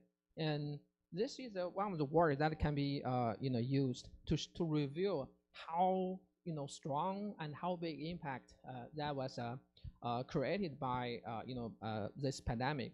The picture on my right. So the first picture just shows the U.S. field hospitals just opened in the first wave of a pandemic. And the way there are 73 hospitals opened in response to mitigate this. And when we performed this data analysis and found that this is the largest in history, the fastest opening speed in history. And we performed one analysis to check that whether this strategy really works and how the hospital has really put into good use. But unfortunately, among over 70 hospitals, there are only a handful of hospitals are being really put into good utilization. I don't know how field hospitals could be working, but this this result, this piece of work can be used to inform the future when we have another pandemic coming. And this work is actually being done in collaboration with the University of Maryland. And the innovation technology, innovation community are grouping together during the pandemic, and they have developed a lot of digital health tools trying to mitigate the COVID-19 pandemic. And this graph just shows you the x-axis is the time, and the y-axis is the number of cases. And you can see that when the pandemic hits, it really goes so fast. And we are monitoring those different digital technologies that are being invented. On the very first cases, most of them are case reporting tools, like the one from Hopkins, and also for some other private company, and also community-based technologies, just trying to inform people about what's going on for this pandemic. Later on, we start to ask another question: what is going on after, in future for this pandemic? How it will go? So prediction step in, especially starting from the Washington University, University of Washington at Seattle, and later on the contact trace and also care coordination tools started to emerge. And we have put Dr. Hill into this mitigation as well. That's really into this big test. The difference between the general Dr. Hill and with this one is that, well, it's more specialized for COVID patient triage.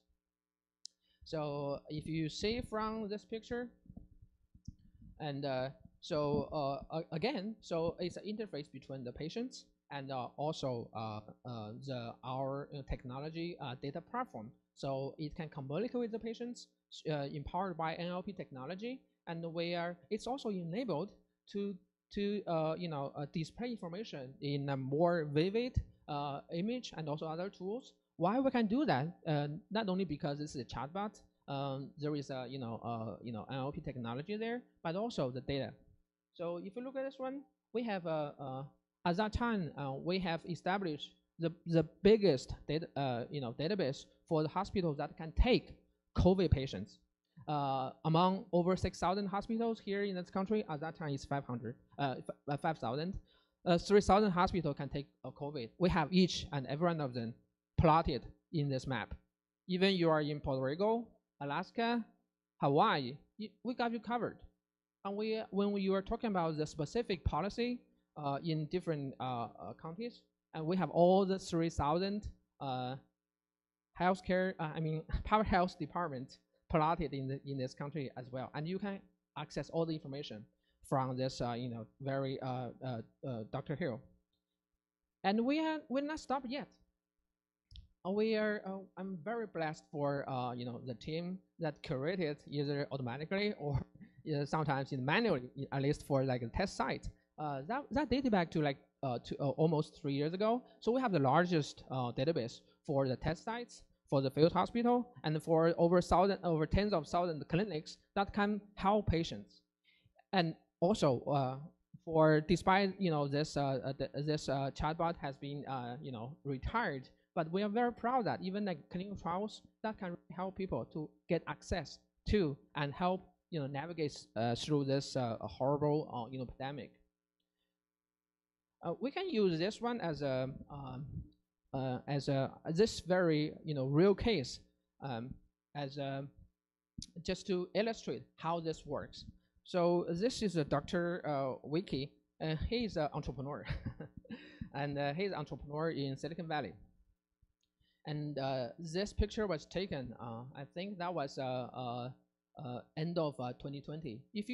Now we are stepping out of this pandemic, but if you recall what's going on at that time in the end of 2020, the vaccines have been sort of developed, but we still don't know, how effective that could be and how the population could respond to that. We don't know the future, and we don't have the specific treatment, and we haven't have the drugs that can really deal with this. So when put yourself into the patient's shoes, when you are presented with a patient like that, where you have symptoms onset, what to do? That is the very first step of the navigation. So Wiki, well, fortunately, he got referred, by other friends, and to get to know this, Dr. Hill, the chatbot. So he just, presented his symptom and performed the symptom checker and find his risk list, for his situation. And well, as a higher risk patients, he started to find the proper resources to get tested. So he used our, the database for the test sites, and then he just went there and gets a sample tested. In a couple of days later, he tested positive, and he's coming back again. Then the problem is that where to treat? Well, sometimes this question is very straightforward. You can just talk to your family doctors. But in a scenario like that, it's so hard to get access to your, really your providers. And the people usually have to go to hospitals that can take the COVID patients. And so for his scenario, fortunately he just used our database and use this Dr. Hill to ask, well, for hospitals that can take patients, where can we go? And this algorithm just found him that, well, there are a few hospitals around you, and that's wonderful. But the bad news is that there is one bed for the hospitals near in his neighborhood combined together. So what happens if you just go there and if you get test positive and you need to, and his situation was in really bad shape, and if he has to be administrated into inpatient, so that was a big problem. And at that time, this algorithm has already accumulate all even the availability of the bed number at that time, and then give him this information that in the hospital that's like a 1 hour driving distance from you, and there are more medical resources available. So he just make his decision to drive there and get tested, and that picture was taken upon his way home back. So this is how a patient among this once in a lifetime situation, and how to make this navigated care. And I still remember that he told me that his doctor told me after a lot of examination and told him that you're good to go. And he was unbelieved. I really good to go. Well, if he's using the Dr. Hill for the newer version, that can really tell him that, well, that doctor has graduated from Stanford Medical School and has 19 years of practicing in emergency medicine. When he said, good to go, you are really good to go. That is a result of navigated care. In doing research and is one thing, and you really help a patient in real life is another thing. And we feel very blessed and for the trust that the patients, for trust us for the caretaker journey.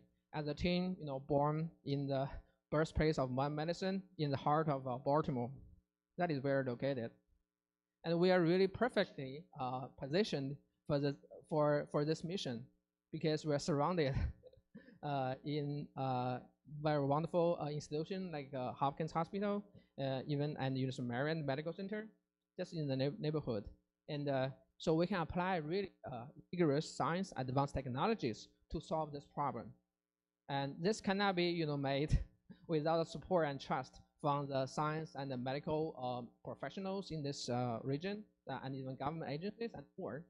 So that really help us for our quest for this sake for the medical expertise and service excellence for the navigation problem. So I hope by now I have convinced you for a few take-home message. I think the following statement is sort of self-evident. The world changing really rapidly, and when we in the pop culture, when we look at how people pursue the technologies, how it's been coming, the tsunami of technology have bipolar and also stereotyping, and this is really concerning. And we should, some boundaries should be respected for us to know what technology can, what technology cannot do. And talking about healthcare and the patient navigations, and where we are now have a blessing that we can use big data for big decision. And we have demonstrated that the tools, if you use it properly, it can impact at the both levels of population level and also at individual level. Without advancement technology, you cannot get the merit of the both world.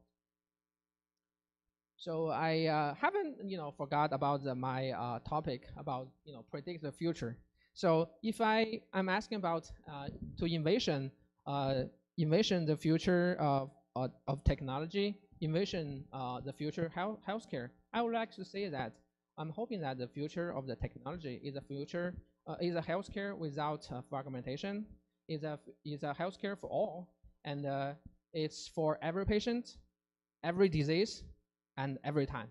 And thank you so much for this listening, and that's my acknowledgement. And this is where we are located, and thank you so much.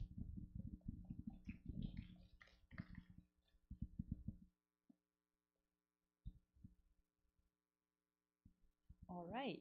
Thank you, Dr. Chen, for giving us the opportunity to learn more about patient navigation and how it is being used during the pandemic.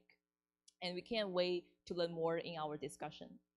And finally, we have the last guest speaker of today's section. Let's welcome Ren Feixiang. He is the CEO and director of Sky Eye Technologies Limited, and he created the world's first driver assistance system on mobile phones. He is also the founder of Geopolitical technology, and he will be joining us today via Zoom.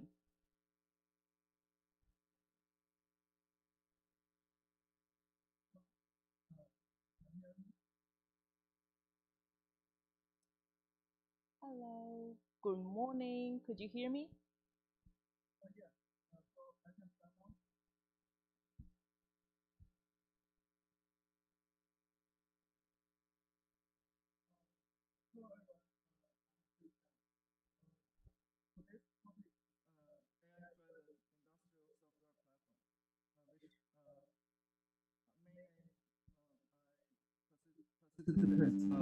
To build.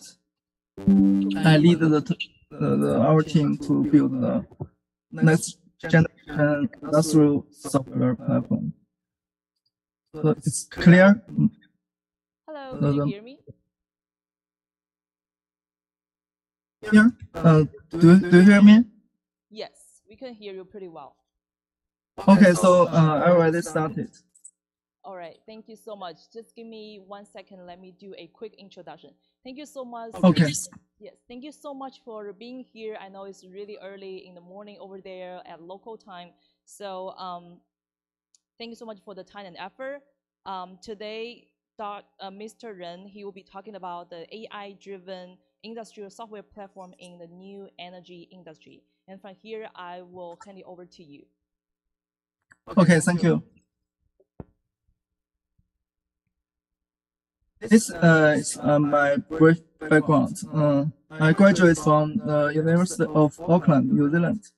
When I doing my master degree in computer science, I found my first company called Sky Technologies. So I published the world's first publication on driver assistance system on mobile phone. And then after I start my own company, 2 years later, I go back to China in Beijing and joined the CITIC Securities. It's the largest securities company in Asia. So when in the securities company, I developed the trading system and the OTC data analysis system in the research center.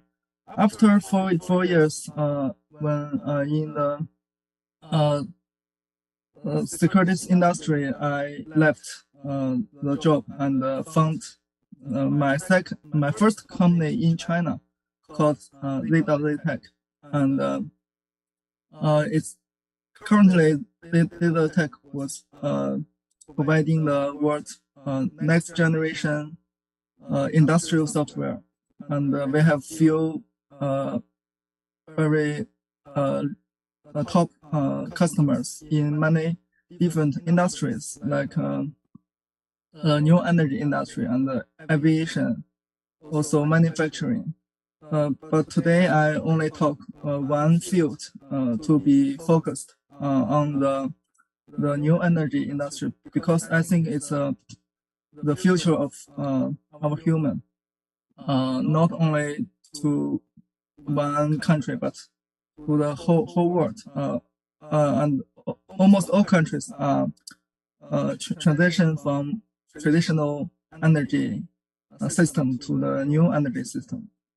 It takes times, maybe a few decades.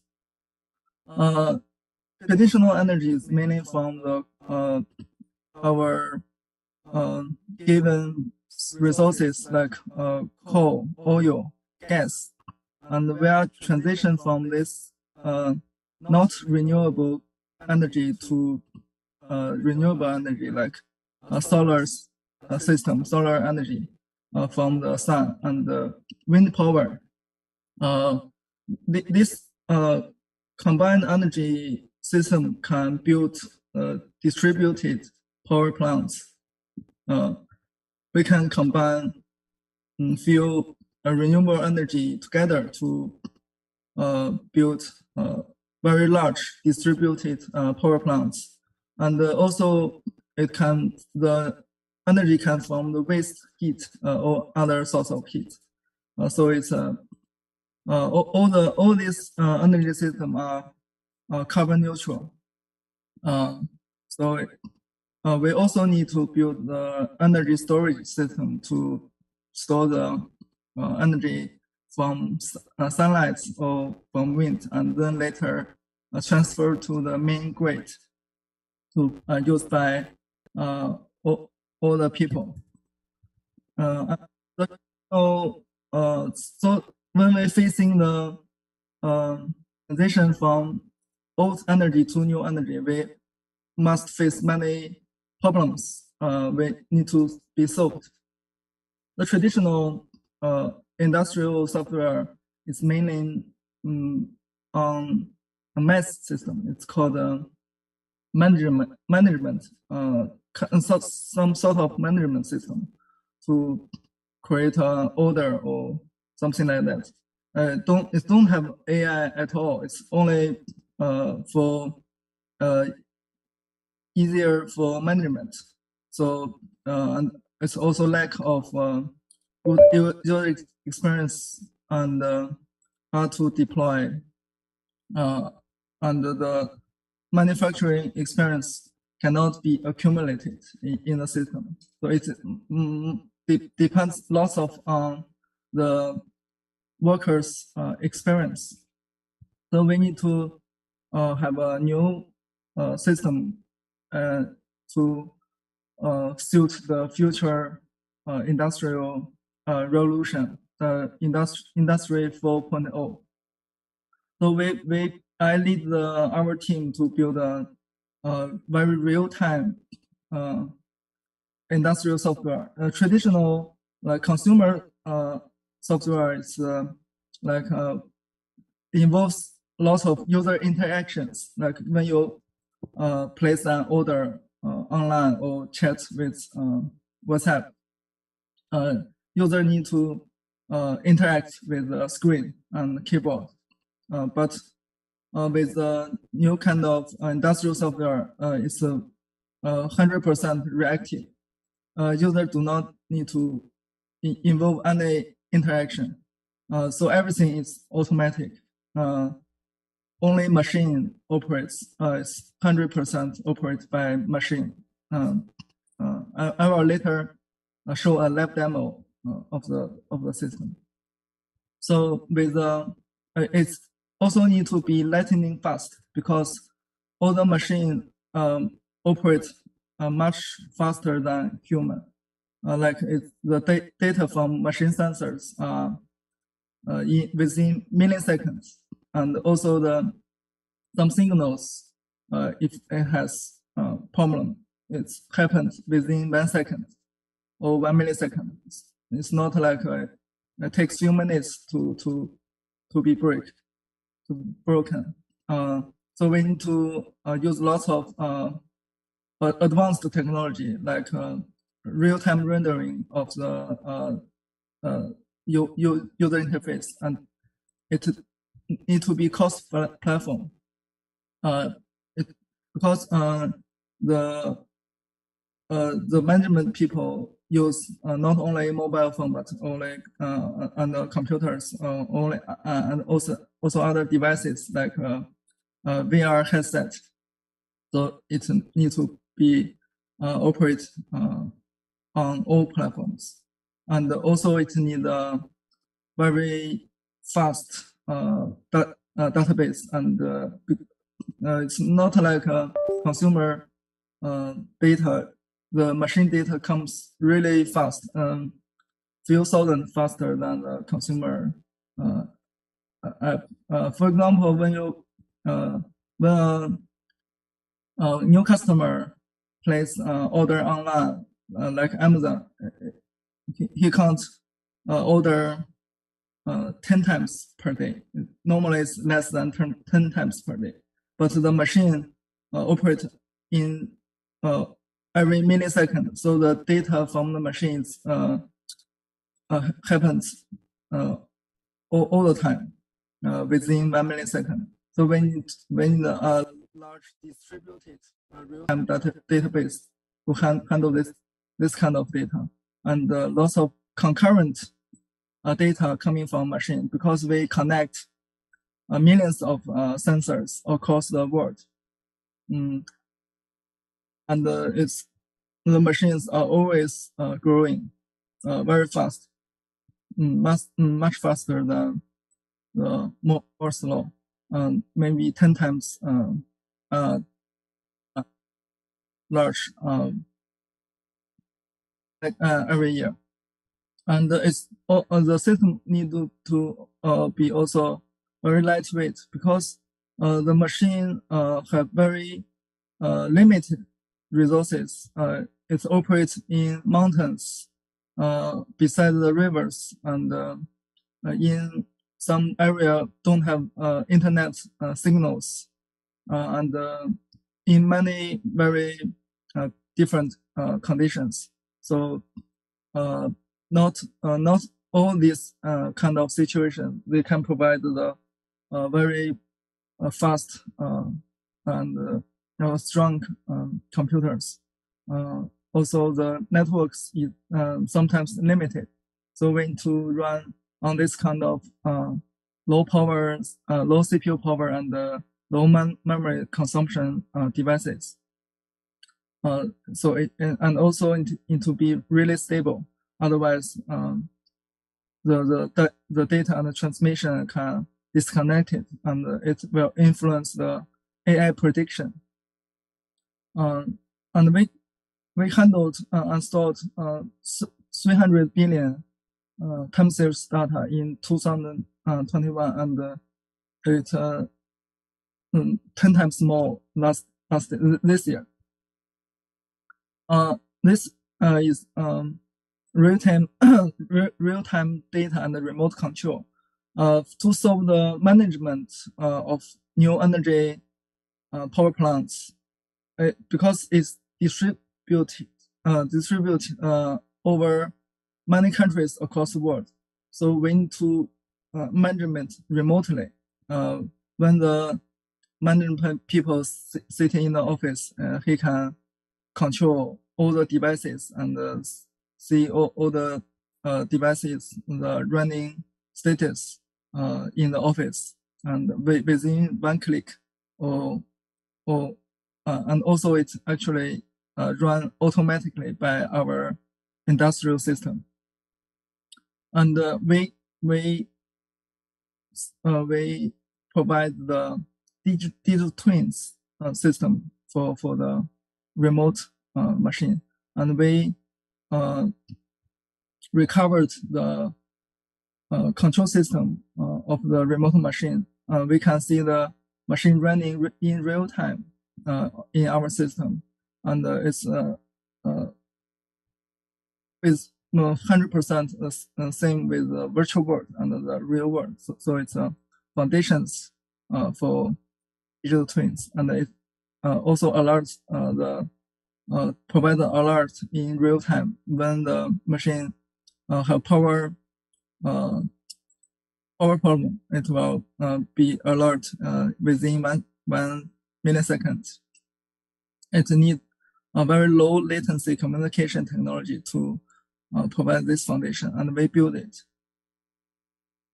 Also, this is we store all the data of all the sensors, the millions of sensors over the world, and we store the data every 1 second. So it's have lots of data in our database. It's much larger than maybe a shopping app.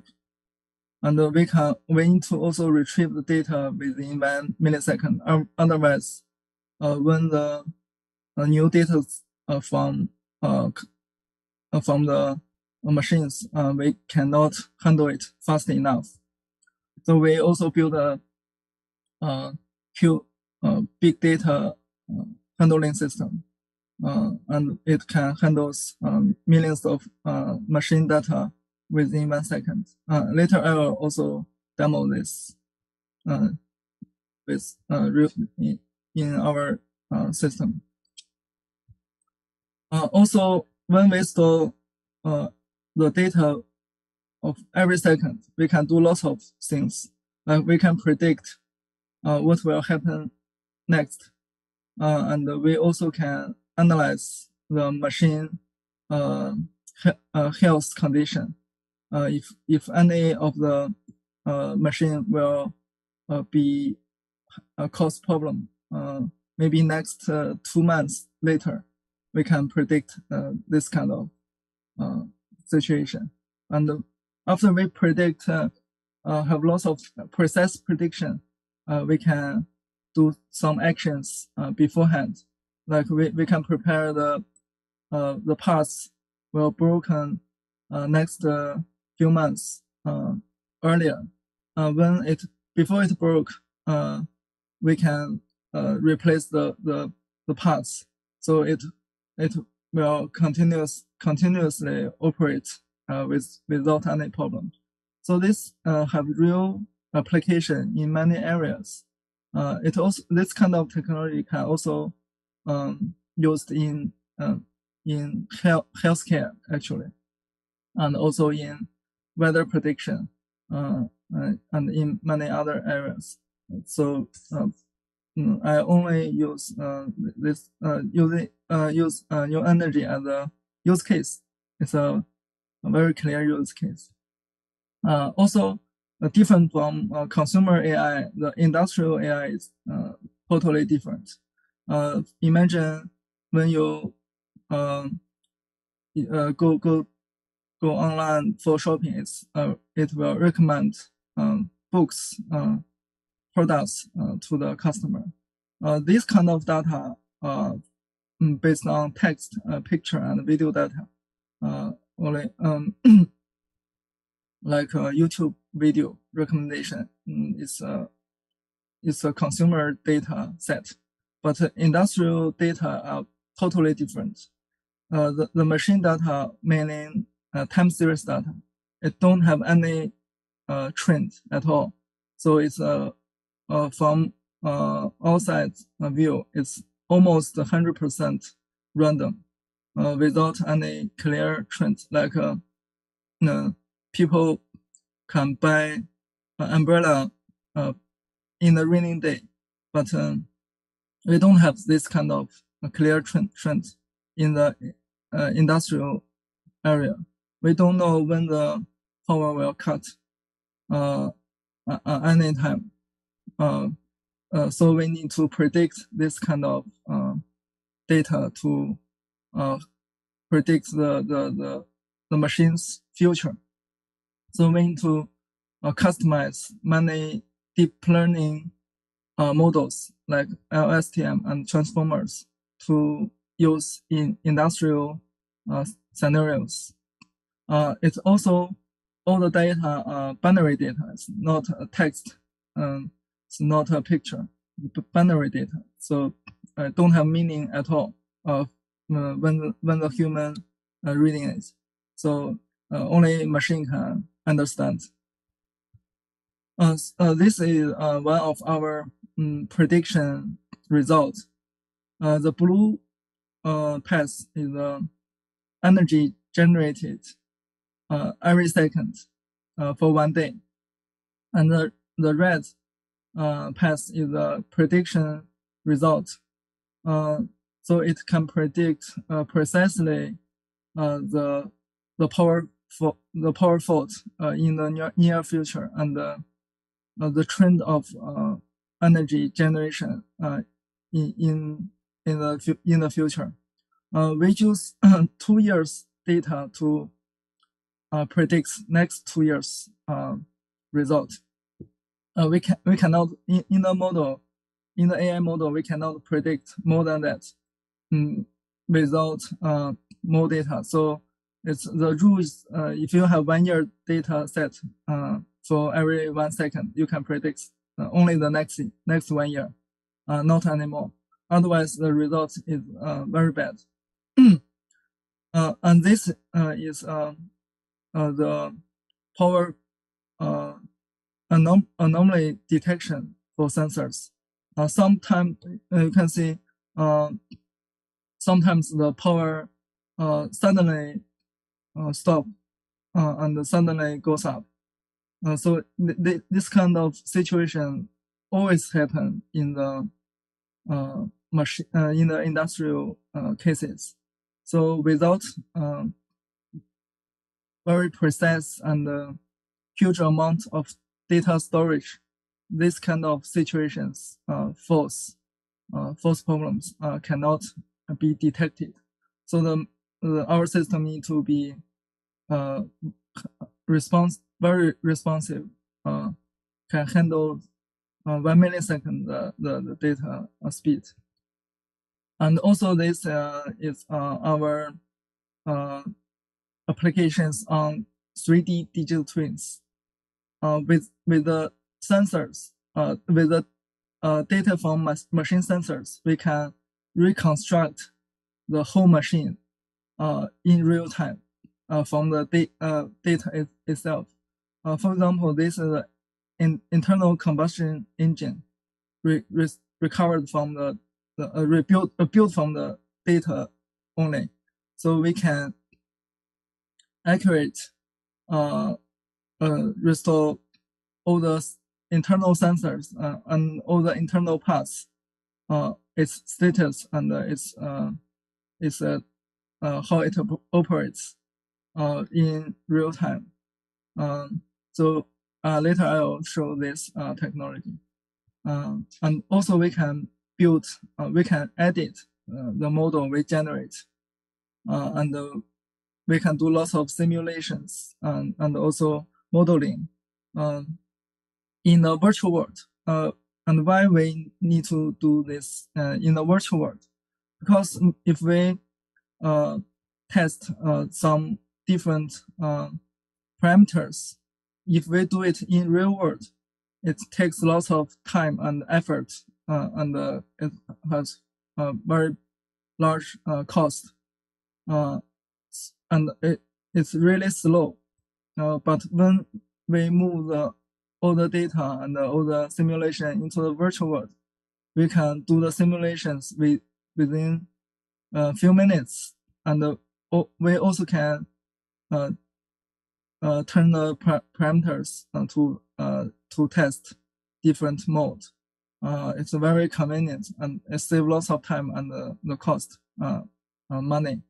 So it also can apply to all the manufacturing area, like when we build a car, build a plane, and even we use in the new energy system. So it applies to almost all the situations. So this is a very general industrial software platform. Next, I'll do a lab demo. This is the video, but I choose to do a lab demo. Just a second.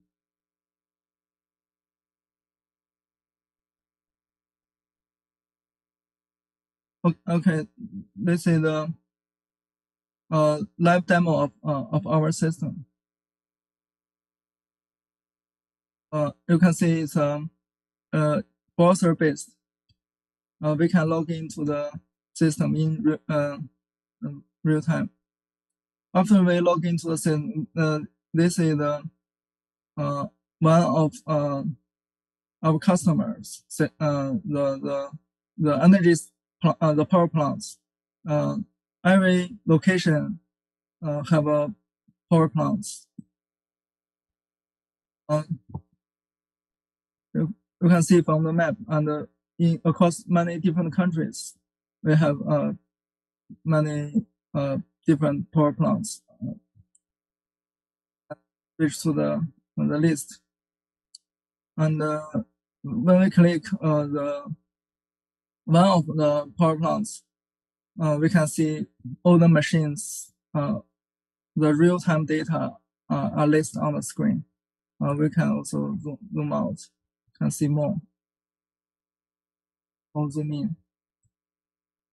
And like when we see this machine is operating, we can check out by click real-time data, and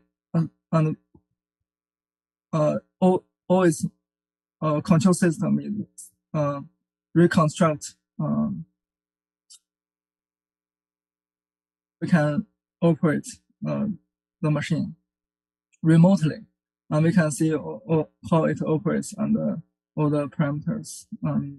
Yeah, everything happened in real time without any delay. Also, we can see the 3D models of the internal combustion engine, which generates the heat, like everything's in real time. So the whole system is operated by itself. It's not operated by human. So the human only have the ability to to watch the system operates, but cannot interfere. And also we can edit this model in real time and do some kind of simulations. So when we do the simulations in the virtual world, we can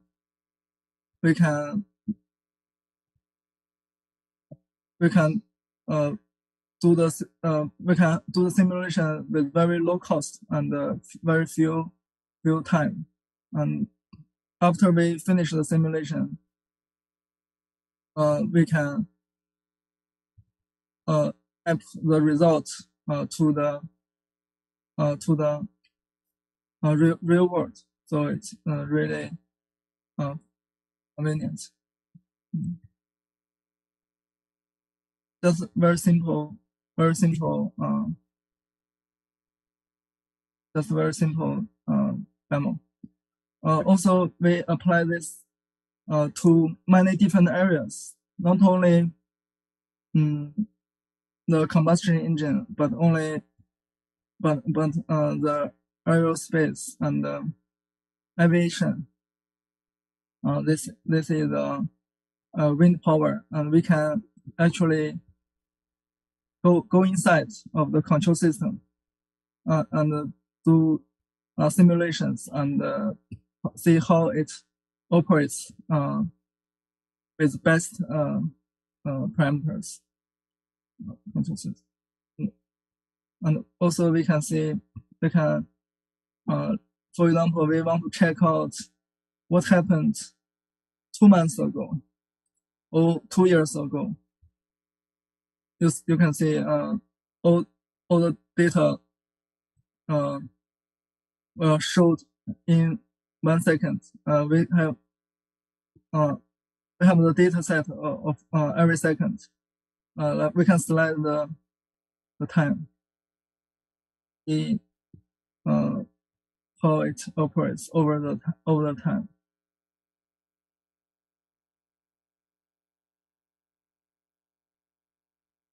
Yeah.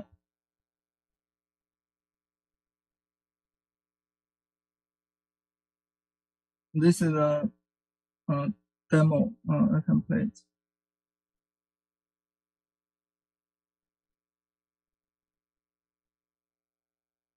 So everything is handled by our system. The people use it only for the checking, viewing. They do not need to operate anything at all, and the system predicts and analyze operates by itself. So I also think this is the future of AI. Everything is automatic. Do not need to interfere.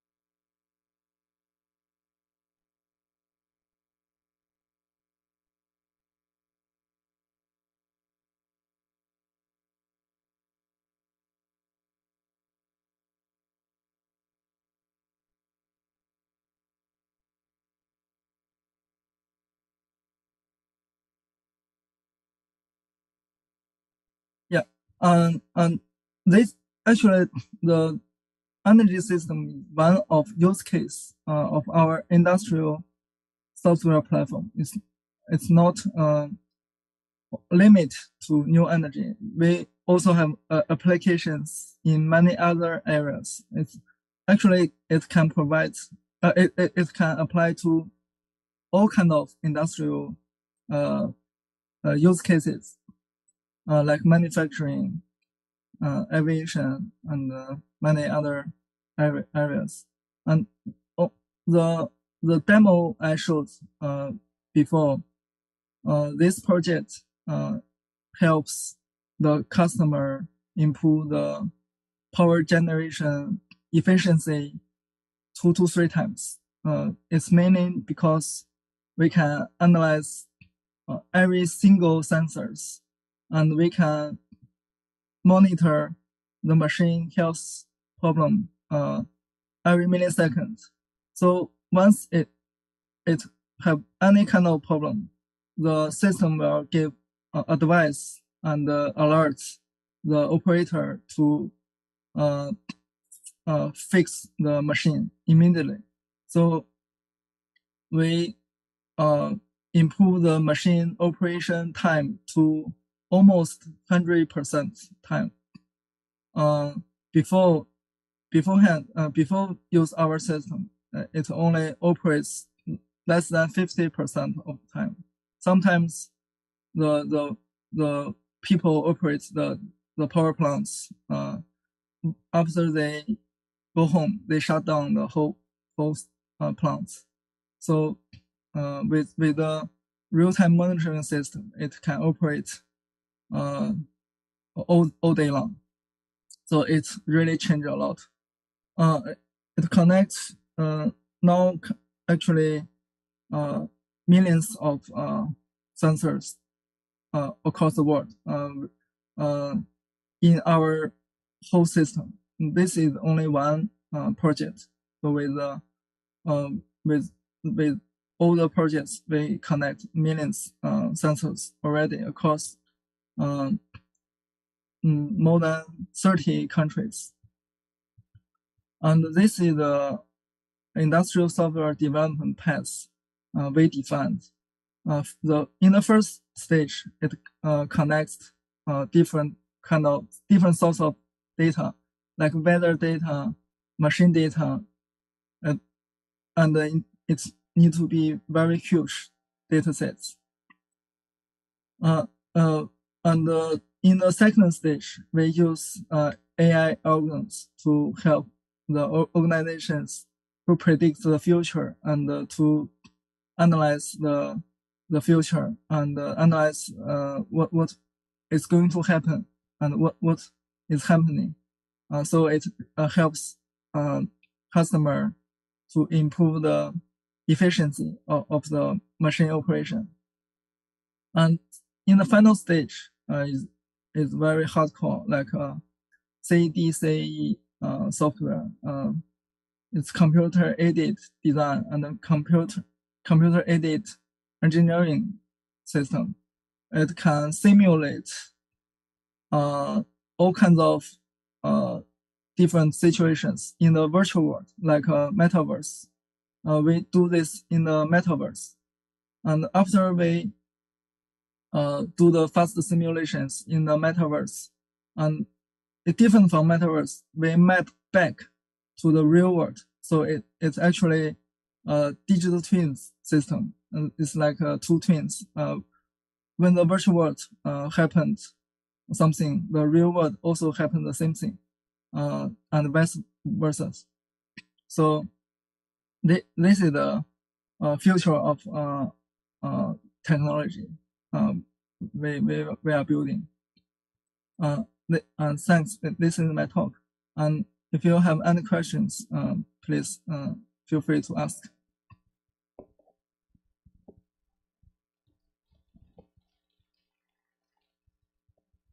Thank you so much, Mr. Ren. Thank you for waiting for so long for our panel discussion, and now is the time. Could we set up the stage and welcome our guest speaker? And for Mr. Ren, thank you so much for connecting us via Zoom. If for any reason that you cannot hear me clearly, just let me know. I will be more than happy to repeat my question. Thank you.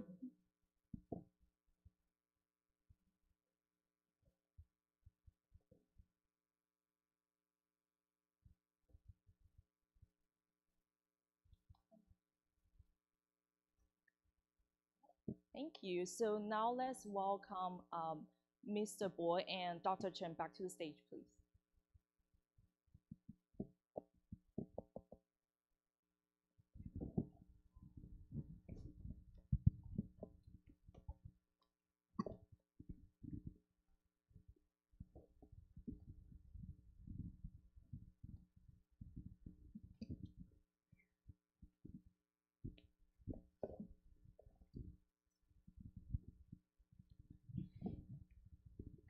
So now let's get started. I will have a couple questions that we would like to go over, and feel free to share any of your thoughts. You don't have to, but feel free to share any thought that is related to your area of focus. All right, thank you.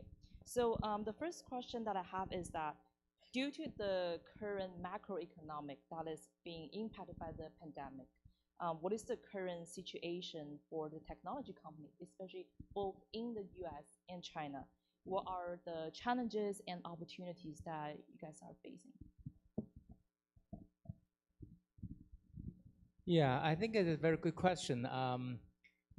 Every challenging will be also opportunity. So based on the current COVID situation, actually today is totally different what we had a few years ago organized conference, because we have a much less audience in on camera, on site than off site.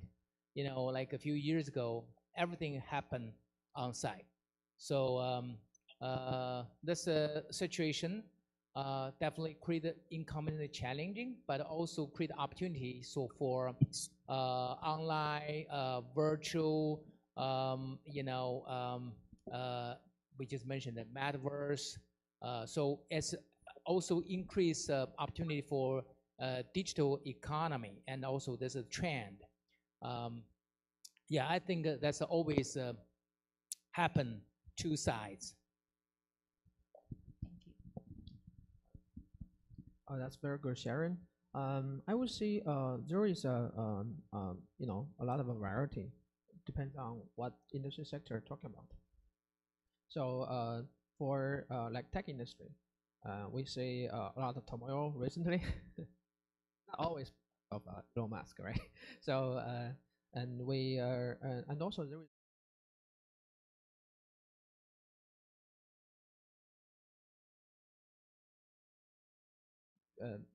during the pandemic, after pandemic right now. So we see a lot of changes. So a couple years, maybe 1 year ago, we see a lot of like recruitment, and even a lot of my students get recruited in the big bank companies.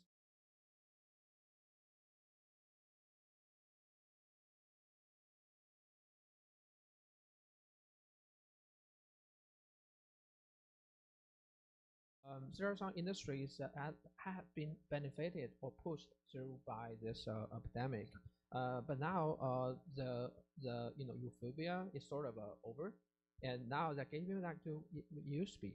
So we are in the like healthcare industry. This is kind of when you're think about this, how it's being affected by the cycle of economy.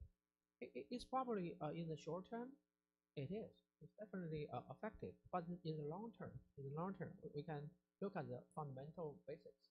So there are aging population, there are shortage in the workforce. So definitely a lot of investment should be and could be invested in this part.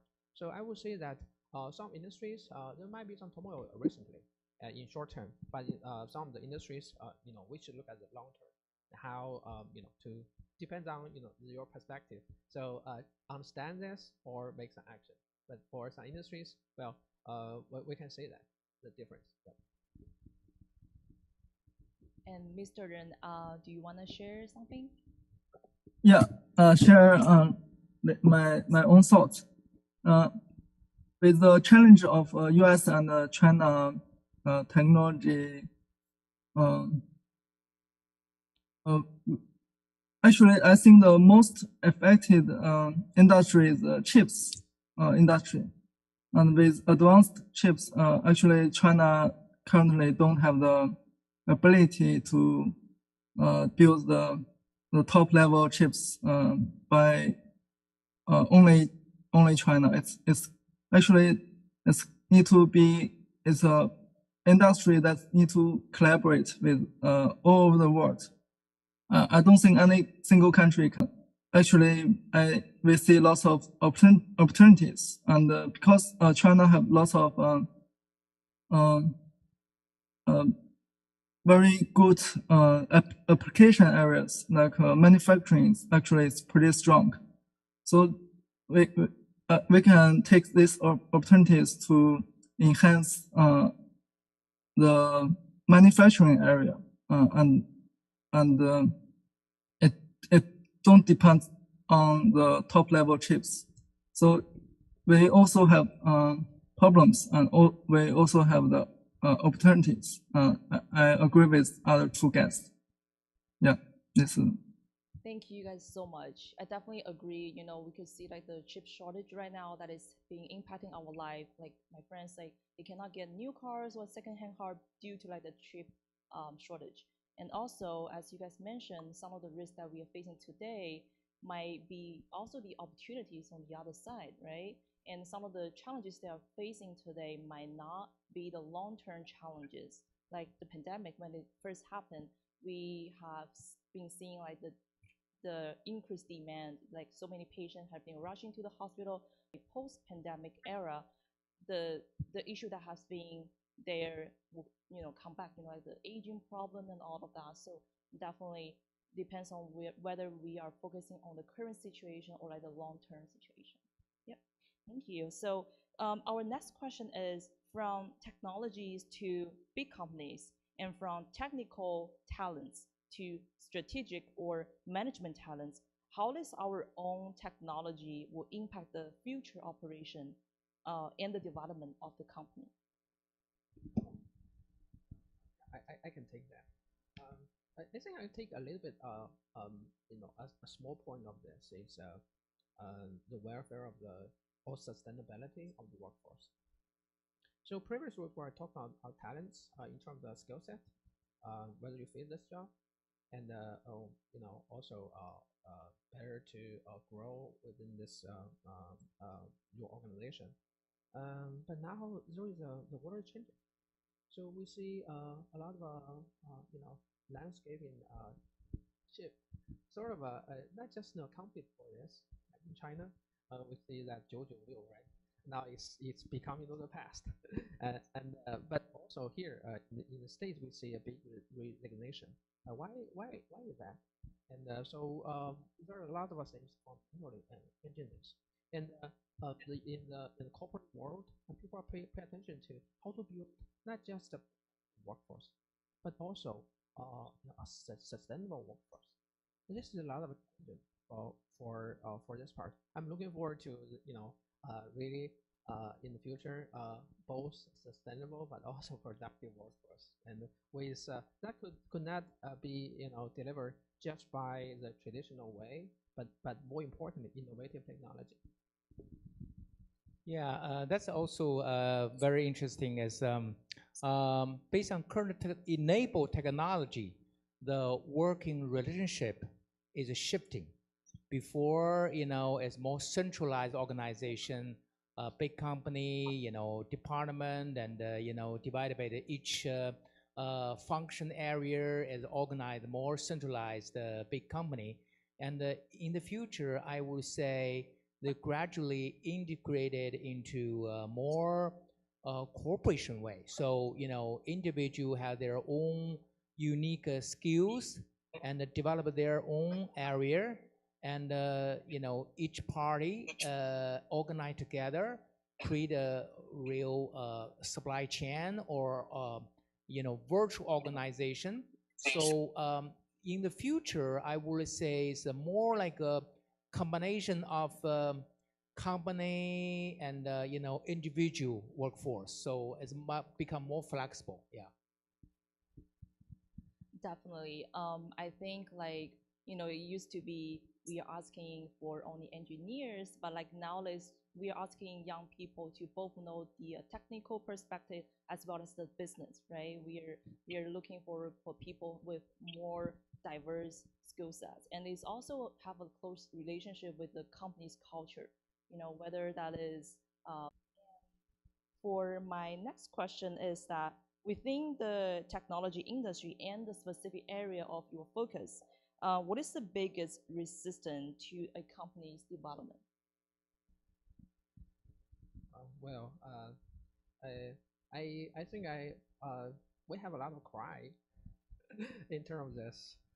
Indeed, I like I mentioned in my talk, the complexity of healthcare.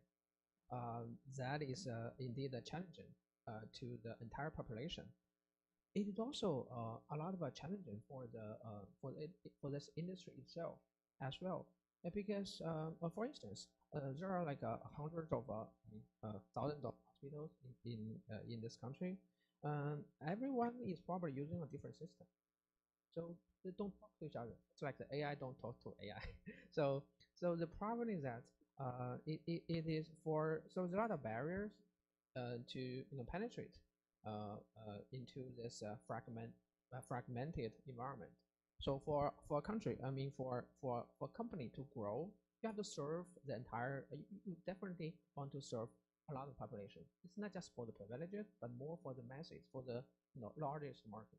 But the problem with like healthcare is that it's hard to penetrate. There are a lot of strongholds there. So you can build. It could be a geographic barrier. It could be institutional barrier.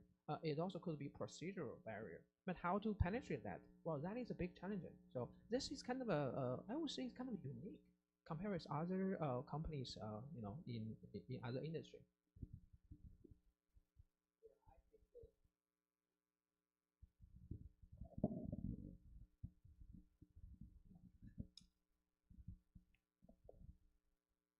Hello. Yeah. This is a very interesting area as well. Right now, I think for technology, major issue is failing rate is startup failing rate is very high, because if you start a new area or new company, lot of facts you need to consider. So if you have one area not strong enough, it could cause whole process fall. So right now, I think in current animal technology, a lot of a platform will be developed.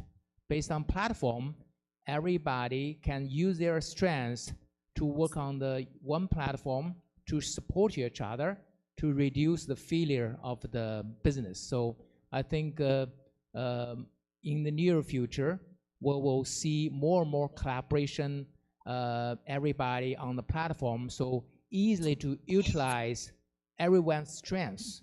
Yeah.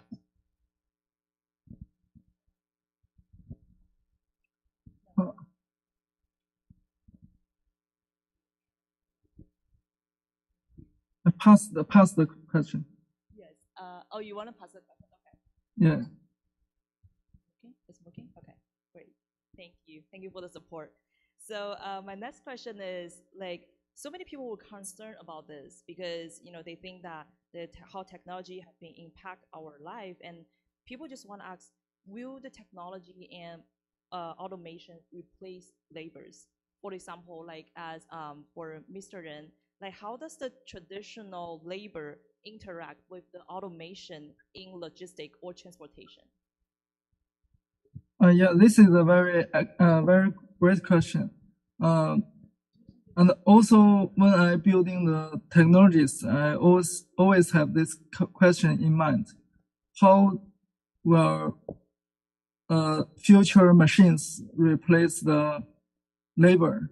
And I think can definitely replace lots of labors. But I think the future trend is we slowly transit from labor work to the creative side of work, and some repeated labors is very, but all robotic arms, it can replace repeated work, but with very precise, with very precision tasks. The robotics cannot work at all. So it's very slowly to replace the human labor, and also it have very slow trend to be creative with AI. So I think we don't need to worry about these kind of questions. But we what we need to do is we improve ourselves to be more productive, to be more creative, and we create more robotics and AI to replace our repeated works. I think this is how we operate, how we cooperate with this kind of problems. Yeah, I can maybe add a few words on here. Logistics is actually a huge market. It's a $1 trillion business. China is the second biggest economic center in the world. For logistics reflect about 1/6 of the GDP. So it's over 13%. It's huge. As so many areas in this logistics and AI and robotics and automation will play very, very important role, will be very important. Just to give you a couple examples, there's a labor incentive intensive, this logistics now is become very challenging. For example, the airplane transportation to go to airport, a lot of package, no words rely on people moving from airplane to a small truck and moving inside the airport. Right now, this entire whole world is still labor, based on labor. So one company I was involved, I spent a lot of time with them. We developed first automated system. So with the AI, with the vision detection to detect the size and weight and organize it automatically. That was our first patent system. Unfortunately, some issue that company no longer exists. So sad story. But based on our marketing research, for the people involved in this kind of work, normally age over 50, younger generation, they're no longer looking for the kind of job.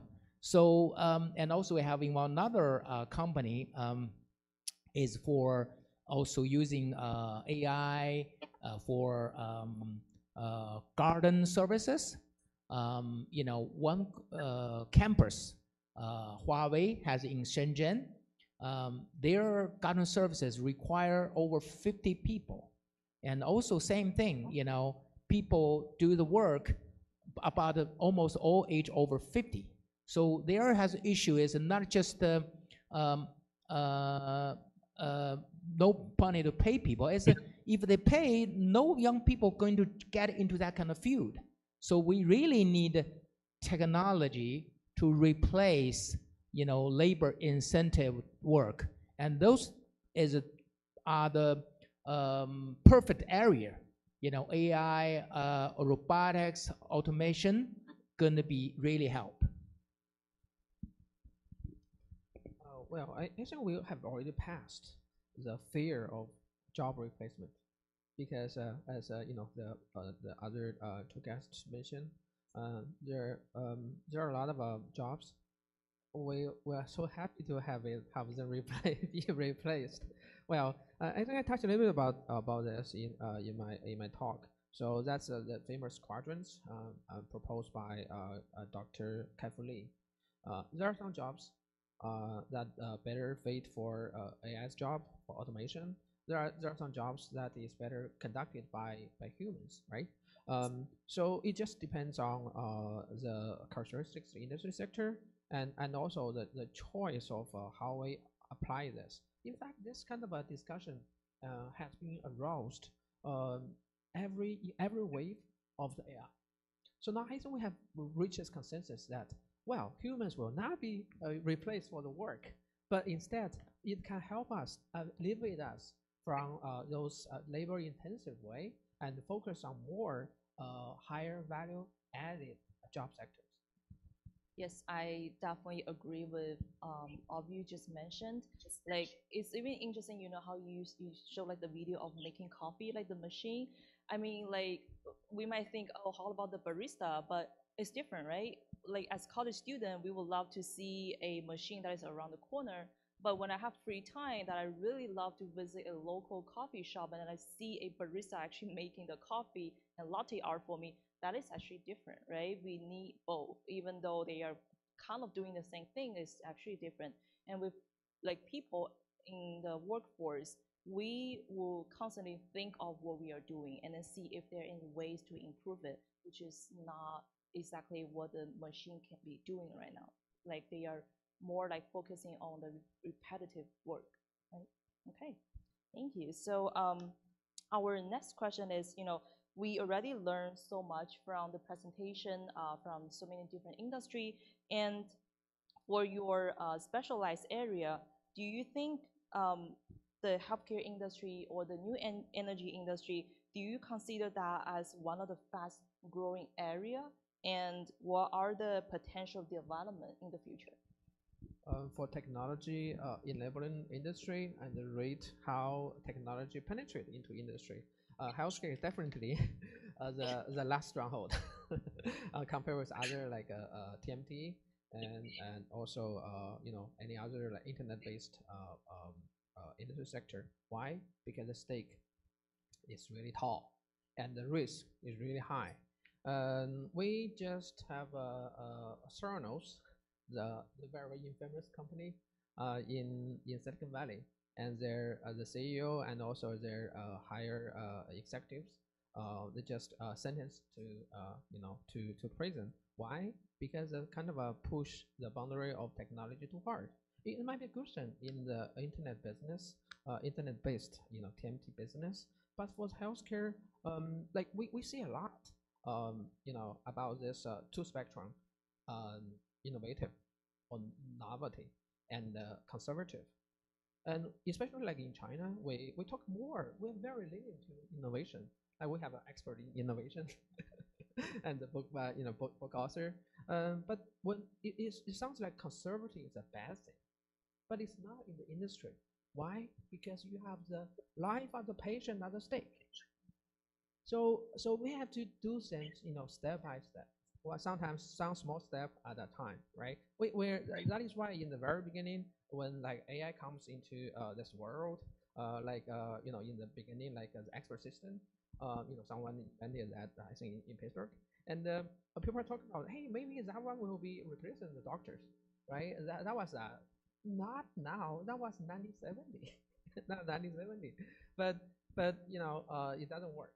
It doesn't work. So. And due to the conservative nature of this healthcare system, I think for this industry is really lagging in this part. But we're glad to see that with the up and side down of the technology cycle, and we can see really some of the technology is transforming this. There is no one size fits all equation to solve all the problems, especially for the fragmented industry like that. So it's probably sometimes it's that it's an ecosystem.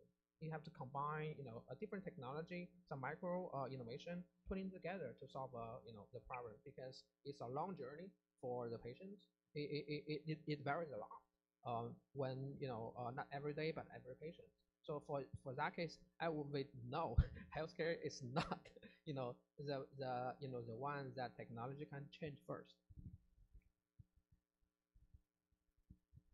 And Mr. Ren, do you mind to share something in the new energy industry? Yeah, yes. Thank you for the question. And I think the new energy is not only important to China, but it's also important to all the countries in the world. Because with our improving lifestyle, we need to focus on the clean energy. No country wants the people live in the pollution, and we also need energy everywhere to have a good life.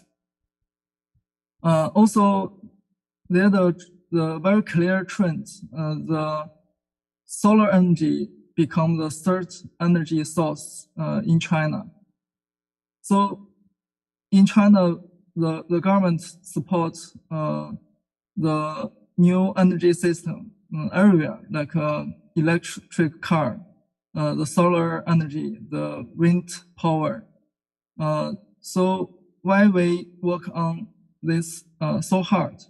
Because we want to solve the carbon problem. We want to live in a clean world and the carbon neutral energy sources. So this, as we can see from history, all the industry evolution is a transition from the energy system, like a steam engine or internal combustion engine. Use oils or coals or gas, and with the third and the fourth industrial revolution, we need a new energy system by nature. So the energy system also is very important for we travel across the planets. Like when we go to Mars, we need to build the energy system first. So the energy system and new energy system is really important to not only one country, but the human being all over the world. So it's a long-term technology evolution, and we need to stay focused. And also, we as human technology evolution, we always finding the new source of energy. Yeah, energy system. Yeah. So also with the AI technology, we can continuously improve the energy efficiency and helps to find the better energy system and help better to manage the existing energy system better. So we are in the new revolution opportunities. So I think we need to catch up this opportunity. It's really important from old energy to the new energy. It's a revolution happened few decades time. Yeah, thank you. All right, thank you, Mr. Ren. Yeah, I just want to end one sentence as a kind of related this because I'm not really tied to any special sector, more focused on general strategy and innovation. I just want to emphasize, I shared one slide for the many category of the innovation and the many type of innovation. So, you know, we cannot just using one specific innovation for all the different sectors. And for different sectors and a different phase, different stage, we need to apply to different innovation. So we need to have that kind of in mind. So we always have some room to get improved. Yeah. Definitely, I definitely agree. I mean, like we all want to see a fast growing rate, right? But there is not always right to like see things growing so fast. We need to respect the characteristic of the industry, right? Like being fast is not always a good thing, and seeing exponential growth in a really short period of time does not mean it's a great thing. It might mean a lot of risk involved. All right. So as I wanted to keep our discussion keep on going, we have to respect the time limit. So I think that is the end of our panel discussion today. Thank you so much. Thank you, the audience, for staying with us the whole time. And let's give our guests a round of applause, please. So this is the end of our science and technology section, and thank you all for being here.